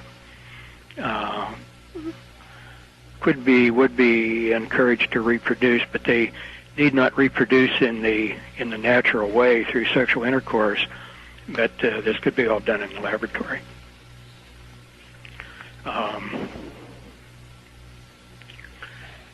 Then, along those lines, the question which he anticipated, by the way, I should say there was no opportunity for any of us in the audience to ask any questions. But because the sexual instincts are so strong, he said you might think that at first we would try to de-emphasize sex, but that's nearly impossible to do because the feelings are so strong. So the plan is to go the other way, to encourage sexual activity, promote sexual desire, but do it in such a way that it's directed away from reproduction. And part and parcel of that then was the promotion of contraceptive devices. They would be promoted in such a way that it would be just instinctive, natural, that when you were thinking about sex, you would automatically connect it to contraception. That sex without contraception would be sort of a deliberate mental process, but most sexual activity would be linked to contraception. Now, how do you do that? Well, sex education in the schools. And was he talking about sex education and its importance back there in 1969? Oh, yeah. Yeah, he developed that to some extent, that this would be taught in the schools. Kids would be taught. See, the birth control pill was 69. Birth control pill came in about. It was around in the early 60s, wasn't it? Mid 60s. Yeah, early to middle 60s. Right. And so this was all fairly new stuff. And of course, he talked about things that had been around a while too, condoms and diaphragms. But that this would be taught in the schools, the use of these. I remember that particularly because as he was saying this, I was recalling some of my teachers from high school and say, oh, I can remember Miss So-and-so, but, she would never feel that she could talk about these things. Of course, I was thinking of one of my algebra teachers. He was talking about something entirely different. But, that was a connection I made in my mind that in my high school this never would have gone off the ground. Now, you were frantically taking notes all during this lecture on napkins that you had, and so that nobody would really realize you were taking notes because you'd been asked not to, but you sensed that this was important, so you were recording this for posterity at the time.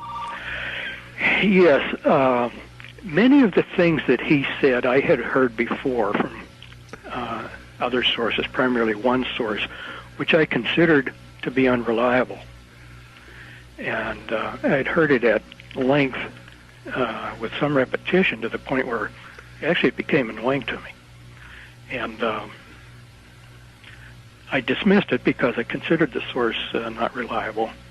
And here, then it was a few years later, see, the first I'd heard it was from this viewpoint. I stand out here seeing over there that there's a conspiracy going on. It's very broad-based, it's very pervasive, it's very subtle, nobody knows it. And only a few of us who are able to see this know what's going on. Well, I dismissed that. Well, then here in 1969, I heard from the other end, I'm part of it. I know what's going on. I've been told what's going on. I've been privy to certain privileged information, and here it is. So, hearing all this stuff from a different perspective, I'm not an outsider looking in. I'm an insider speaking out the window to you. Believe me, that had quite an impact. So that most of the things he said I had heard before, and then as the talk unfolded, and quite frankly was offensive in many ways to me, it wasn't things that I was hearing for the first time, but rather confirming some things that I had heard before, like the relocation of industries, breaking down our armed forces, shipping our jobs overseas so that unemployment would go up. Those were some that I had heard before and would not believe. But, of course, one of the things he talked about was how we were going to encourage people to buy foreign products because we were intentionally going to produce shabby cars in America so that people would buy Japanese. And, of course, in 1969, most people would have thought that was crazy talk. But what did he say along that line with the idea that this would then justify the shifting of American industries to foreign countries? Yeah, this was to establish the global economy. The idea being we would have one global, worldwide commercial system. It wasn't his term originally, but he alluded to what they call the Declaration of Interdependence. I think it was Buckminster Fuller who wrote that. It's sort of a parody or takeoff on Jefferson's Declaration of Independence for our country. And it's been a while since I've read that, but the opening sentences of the Declaration of Interdependence are an echo of our Declaration of Independence. And the idea is that every part of the world should be involved in a single economy, with different parts of the world having emphasis on different aspects of a global economy. And the United States was to be the information center. Our smokestack industries were to be sent to other countries. And did he explain how that would come about? Just that the people who make the decisions, the captains of industry and politicians would get together and decide we'll close a steel mill here and reopen it there. Now, what was this about building in obsolescence to American cars so that they'd break down and people would become disillusioned with our vehicles and buy Japanese? Yes, the idea was to promote specifically the Japanese auto industry. This was a principle that was applied other ways, but they wanted to build up the hard industries in Japan and not eliminate ours, but de-emphasize them. So that the way to do this was if you bought an American-built car and the door handle kept coming off or the window crank would fall off, or some piece under the hood that should have been made of metal was made of plastic and it would crack, and you would become irritated by that, and then your neighbor who had a Japanese car would say, well, I've driven this for so many years and so many thousands of miles, and all I do is change the oil in the tires. Well, and did Dr. Day actually talk about this? Well, yeah, he said this was in the plans. This was the long-range plan as of 28 years ago to begin orienting Americans towards buying foreign products by intentionally creating inferior products in America. I know my wife was saying the other day that she doesn't hate to buy anything, clothing made in America, because it just falls apart, the threads come out, the buttons pop off, and, of course, she attributed this just to, accidental shoddy workmanship, but you're suggesting that maybe there is a plan, at least as far as certain of our products, to discourage Americans from buying them, to actually buy them overseas, thus transferring America's wealth, industry, and production to other nations as we then lose jobs here in America? Right. I remember this particularly because, as a matter of fact, I probably was laughing to myself, as I do now when I recall it. Thinking they could never get away with this. Well, I was a child during World War II, and I remember that we always laughed at things that were stamped made in Japan. Right, I remember that too. And we were very proud that American-made goods were more reliable and more enduring. And so this was a complete about-face. That which was made in Japan now was going to be the superior product, and ours the inferior product. And part of the idea behind this was a psychological preparation that there's sort of a, should we say, patriotism. You know, things that are made in my hometown are the best. Things that are made in my state are the best. Things that are made in America are the best because we're the best country in the world, and they were trying to destroy that belief? Yes. So that you would say, well, I might be a patriotic American, but, gee, I can't afford to be buying second-rate stuff when I can save money buying a foreign import. So patriotism would take a back seat to economy, you know, to my personal economy. And this then would break down the kind of loyalty to your locale or to your nation and foster a more cosmopolitan citizen of the world attitude. Destroy the love of country. Uh-huh.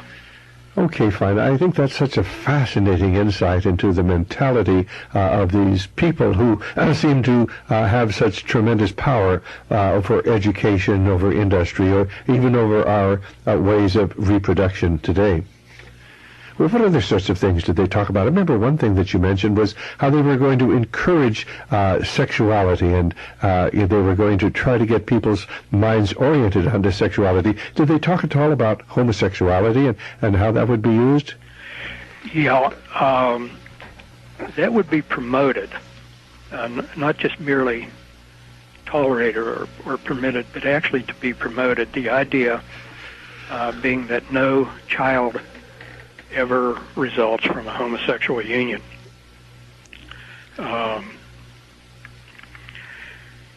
The business of morality, especially a religious-based morality, really would have no part in this future, which is the present now. It's almost, you'd laugh because it's so ridiculous what has transpired, and you either laugh or you cry. Well, you know, between then and now, it's been quite an experience to watch this unfold right according to the script. Right. The unfolding nightmare is the moral foundations of our once great Christian society are progressively undermined. Consider this. If we're going to have babies without sex and sex without babies, then for a large part we interchange the sexes. There's no real difference between men and women. Did he stress that, how we were going to feminize men and masculinize women? He more stressed masculinizing the women than he did feminizing the men. And this would start in youth. For example, one of the things he mentioned was that toys that were available for children would be changed.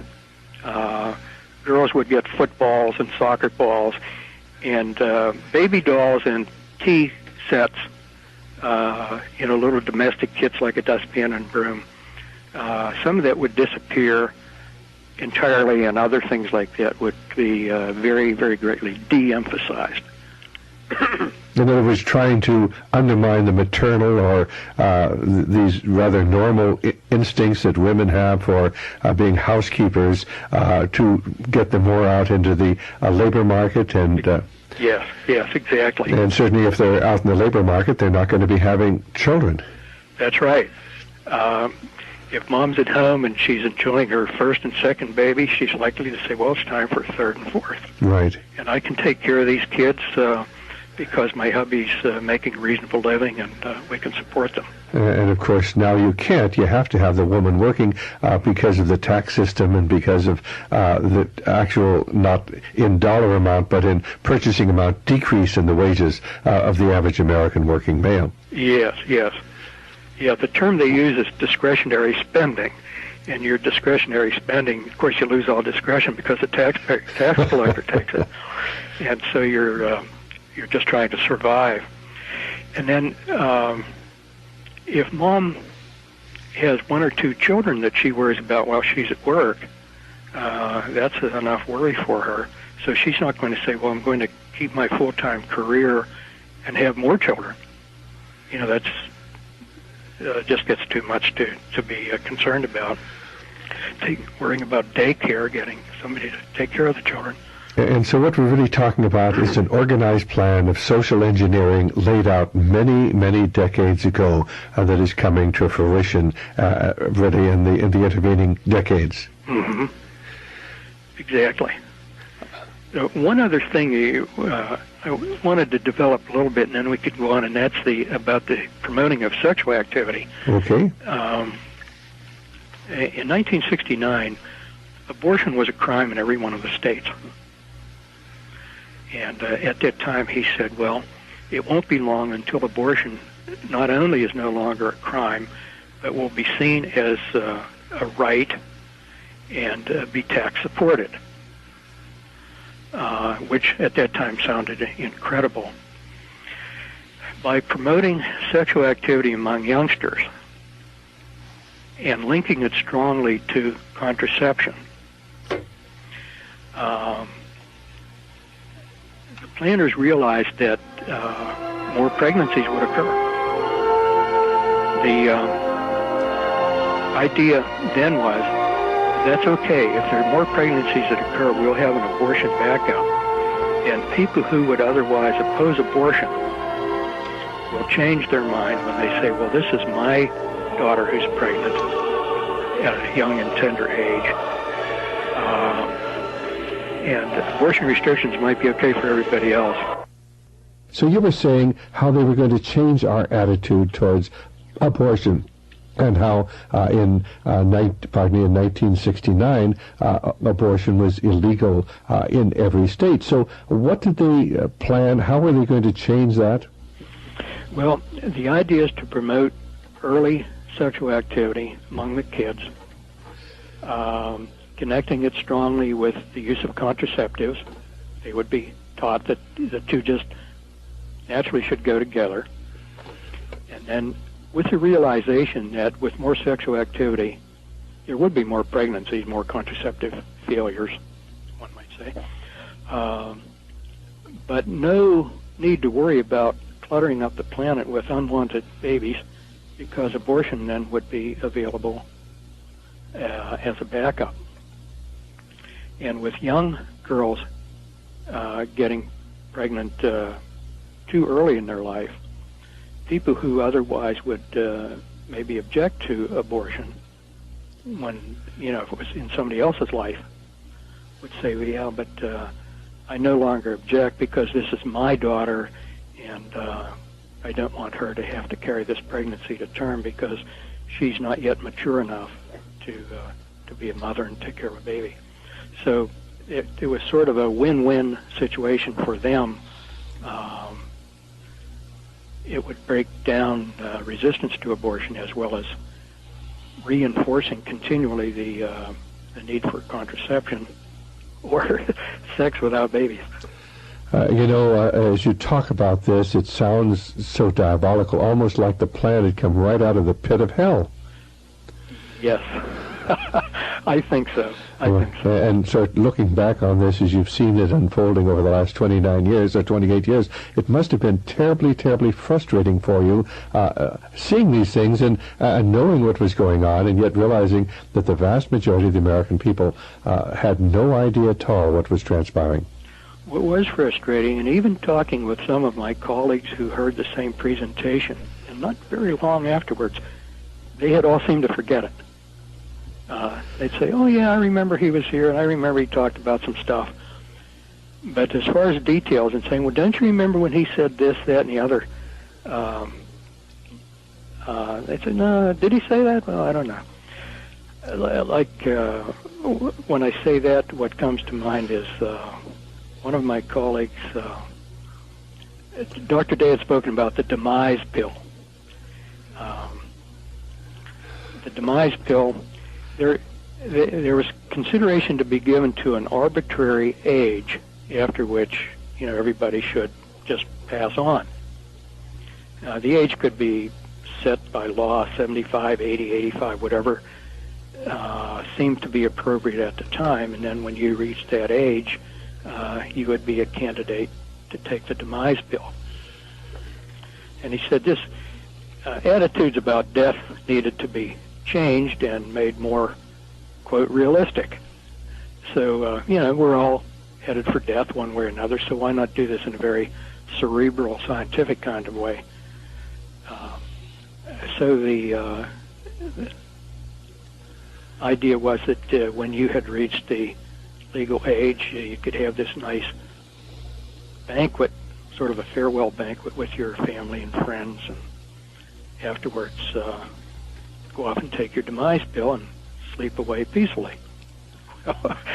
One of my colleagues, we were outside a meeting in the hospital, and there was some talk about he was having some pain. He was coming into the hospital to get some tests and maybe have some surgery.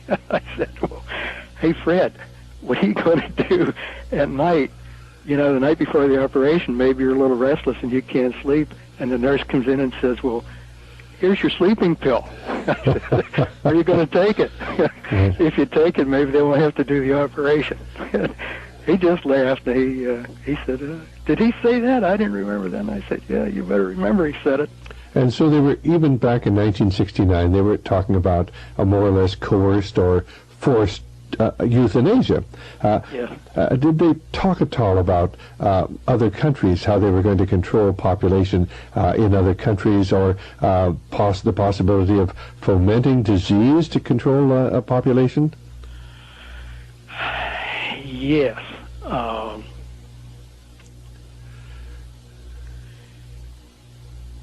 There were a couple of things there. One, there was a part of the presentation where he said new diseases will appear. They will be very difficult to diagnose. Doctors seeing these for the first time, of course, will not know what's going on. And the reason I remember this so strongly was I was fairly new in practice. And after hearing him talk about new diseases that would appear, I'd have a youngster in the office and be examining him, and I'd say, gee, he's got this fever and these symptoms, and it just doesn't add up. I wasn't, absolutely certain what was going on. Well, right away, my memory would ring a bell and say, could this be one of those new diseases he was talking about? Well, as it turned out, that was not the case in my practice or with any of my kids. But in retrospect, I think he was talking about AIDS. There were some other things that were said that sort of lead me to that conclusion. What other things were there? Because, of course, my major interest has been the AIDS epidemic. I've been battling this for over a decade. So what other things were there that, if you can recall, and I know this is a long time ago, but I just thank the Lord that you took those notes and on the napkins and then re-recorded them. What other things did he say that makes you think that perhaps the AIDS epidemic has something to do with a plan? The continent of Africa is a very rich continent. Now, that's what he said. Well, I'm sort of paraphrasing. Okay, fine, right. And I don't recall that this was in immediate juxtaposition to AIDS, but it was pretty close. Okay, so of course the AIDS epidemic is simply decimating, depopulating Africa. The American people don't know that, but it's really happening today. And so is he talking about possible disease, Africa, or just the fact that it was such a rich continent? Well, here we have a world that's soon to be overpopulated, soon to run out of natural resources. And here's this great big continent of Africa full of resources. Now, this continent should not be left to people who have never been able to develop it. The continent should be under the control of people who know how to develop and manage all these resources. And in effect, what that means is you have to get rid of the people that are there now, not totally perhaps, but in large part, to make room for the managers to move in. That's a frightening, frightening thing to contemplate, and yet that's exactly what is happening in Africa today. Mm-hmm. And the interesting thing is that it's always veiled under concern and love, and we're helping you out. We love all our fellow men, but there were some comments about, let's face it, not all people are equal. We all know that. Some people are not as smart, not as capable, and capable of doing only menial tasks. And there were some racial allusions there. Now, if you have a continent full of people that are not capable of doing what Europeans are capable of doing, or Europeans who have become Americans are capable of doing, then you can't leave such a large, rich continent under the control of people that can't manage it. The ultimate in racism, just hiding behind the banner of love and compassion. Mm-hmm. Yes. Yes. Okay, fine. So basically he was talking about, did he say these diseases would be produced? Where would they come from, these new diseases that were going to come into society? That was not explicit at the time, as I recall it. The best I can recall was that they would occur, that I kept wondering, am I going to miss them? Will I ever recognize them? Or even will I get them? Right. Would I myself succumb to something like this? But in terms of how this would be brought about, I don't think that was addressed at all. Okay, so we begin to see, though, an active program that not just sort of passively bringing about population control, but actively bringing about population control. Yeah. Were there any other points that he made as far as population control is concerned? That, because these ideas are so foreign to the average listener, the idea that we would have a demise pill. In other words, we would kill older people, and we would, 1969, the idea that we would start aborting the children of this country in mass numbers was so foreign. Did he talk at all about pushing abortion towards certain racial or ethnic groups?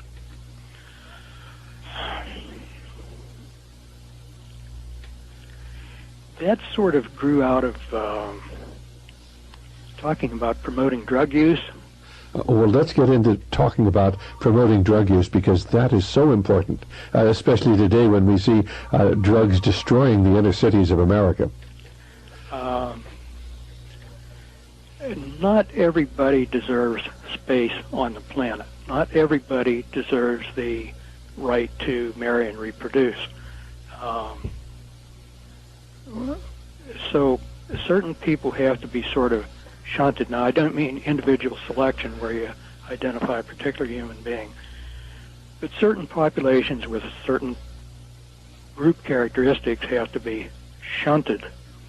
Now, part of this grows out of transferring industry overseas. I thought in terms of our steel industry, where a lot of wage earners, didn't have to have a lot of education, a lot of savvy to do the work and earn a wage and raise a family. But when these industries are either closed or transferred, then the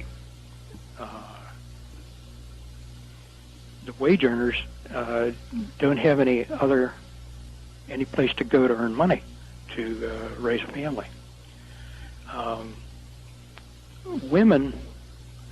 This was an education. I learned a whole lot there.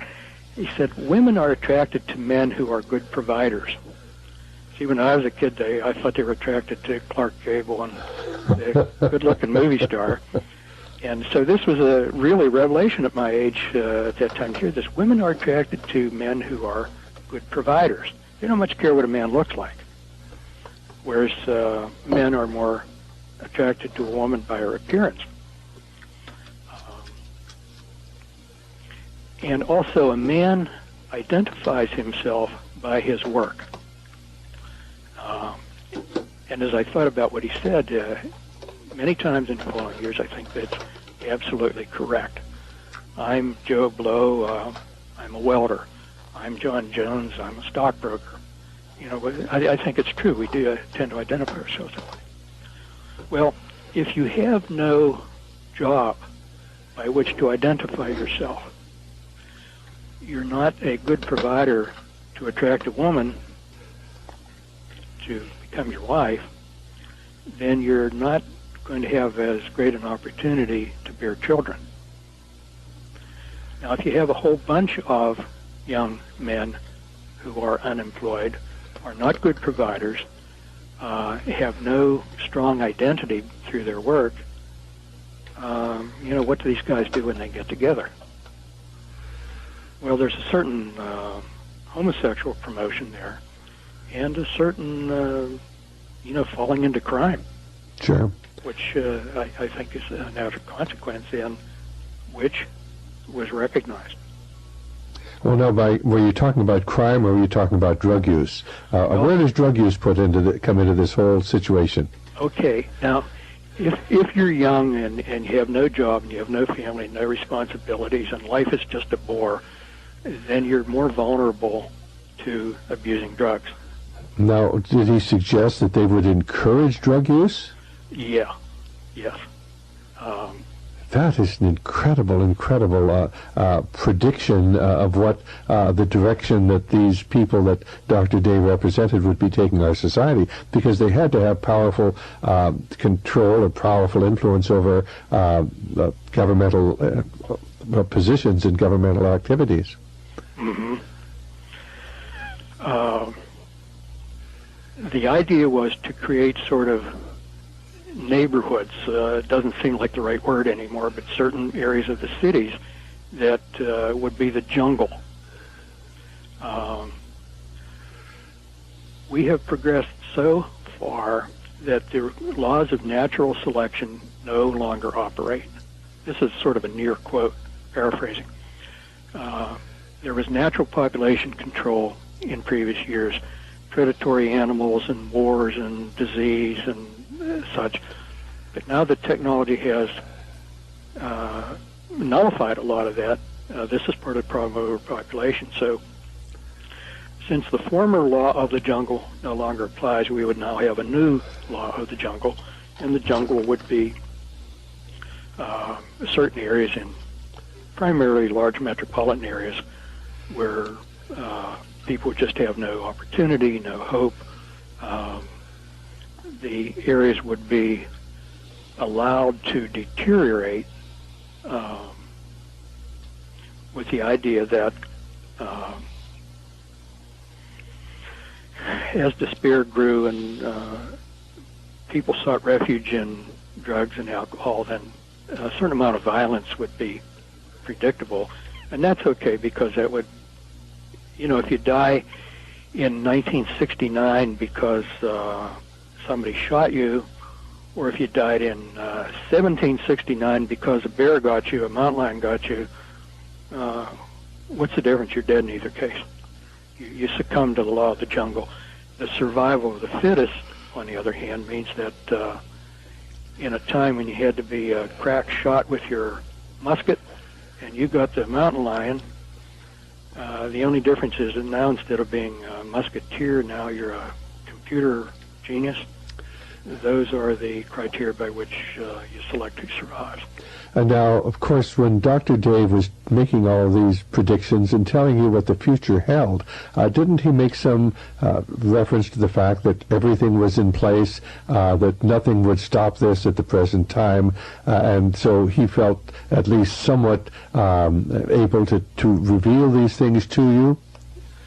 Yes, that was fairly early in the presentation that was said. That was 69, and as best I can recall, there was nothing specified as exactly what was in place now that hadn't been. But he said something that even as recently as 5 or 10 years earlier, he could not have spoken with such assurance about what the future held. And of course, he went on then to become some sort of an official with Planned Parenthood? He was, at the time when he spoke, he was medical director of Planned Parenthood Federation of America. And he had been a professor at your medical school. He was a very well-known neonatologist. Yes. Yes, and then he left here and went to Planned Parenthood Federation in New York, became disillusioned there, and I'm not sure the nature of that disillusionment, whether it was ideologic or what, but he did become disillusioned with them and left. And he has subsequently died. He's passed away. Yes. He died roughly 8 years ago. I'd have to look and see my file. So he never saw his dream come to fruition, but certainly the people who are in sympathy with these ideas are seeing it unfold today as America moves into chaos and crime and drugs and new diseases developing all across America. So basically, as you look back on this, what do you think possibly motivated Dr. Day to tell you these incredible things? Everybody asks that question, and I can only speculate. I really don't know. There was not an opportunity to ask. But I think there were a couple of things that were involved. One was that I think he had divided feelings about this. On the one hand, repeatedly saying this is the only way, there's no other alternative, feeling that somehow or another the human race would perish otherwise and that the human race should be promoted to go on. Well, this is a very common position taken by elitists. Professor Quigley, who we have studied very extensively, Bill Clinton's mentor, really believed that we needed a ruling elite, else Western civilization would be destroyed. And what you're really describing is a ruling elite with a program to try to preserve at least some element of civilization? Yes, I think that's the upfront part of it. And then in the intervening years, it has often occurred to me that what also seems to underline this is a more long-range look. They talk about progress of the human race. We're progressing. And one should stop and say, well, progressing toward what? Right. And especially when you hear somebody say, we believe now that we have the means to accelerate and control evolution. Evolution toward what? Well, I think one possibility, I don't know that I've heard anybody state this explicitly, is that we will progress toward becoming gods. Now, that sounds a little bizarre, but when you go back to read Genesis, and Adam and Eve took from the tree of knowledge, and the serpent said, ye shall be as gods. In other words, what you're suggesting is what energizes these people is a spiritual force, the idea that the serpent's message that ye shall be as gods, if you go along with my program. Mm-hmm. You can evolve to a higher plane. And as incredible as it may seem, I read many publications by people, these are occultic and Luciferian publications, where this is the basic underlying theme, where mankind will supplant God and bring utopia to the world. Well, while I'm thinking about the book of Genesis, when you go to the end of that chapter, and when God expelled Adam and Eve, and he said they got to the tree of knowledge, verse or two later, he sets a cherubim in guard of the tree of life. And I think about that, we get all this sperm banks and cloning of animals and talking about cross species, fertilization. I often think about that, babies without sex and sex without babies. And very early in the game, God set up a cherub. He said, they got to the tree of knowledge. I'm going to keep them away from the tree of life. Just for fun, go to Genesis and read that and see whether you find any application to what's going on today? Well, I think that this is all prophetic. I mean, we see these things unfolding, and for people who don't know the Lord or know the Bible, these things seem impossible. For those of us, and I know you're a believer, who see these things unfolding, we see God's hand, and we also see the hand of Lucifer in this whole incredible story. Well, are there any other points you'd like to bring out for our listeners? Well, we were talking earlier about unisex stuff, or at least I think we alluded to it. The masculinization of women, girls. And I don't know whether you've noticed in your area, but in our area, in the last few years, the sports pages are full of girls' sports. Girls basketball, and as if... Is that true out your way? Oh, yeah, sure. And we have girls basketball teams here. There, Olympic girls basketball teams, girls volleyball teams, all of these things, where they're so competitive with men. Mm-hmm. Is soccer a big thing out there? No, we don't have soccer out here, to my knowledge. That'll probably be coming. Women's soccer you're speaking of? Well, no, women's and men. Okay. Probably someday coeducational soccer, Right. I don't know.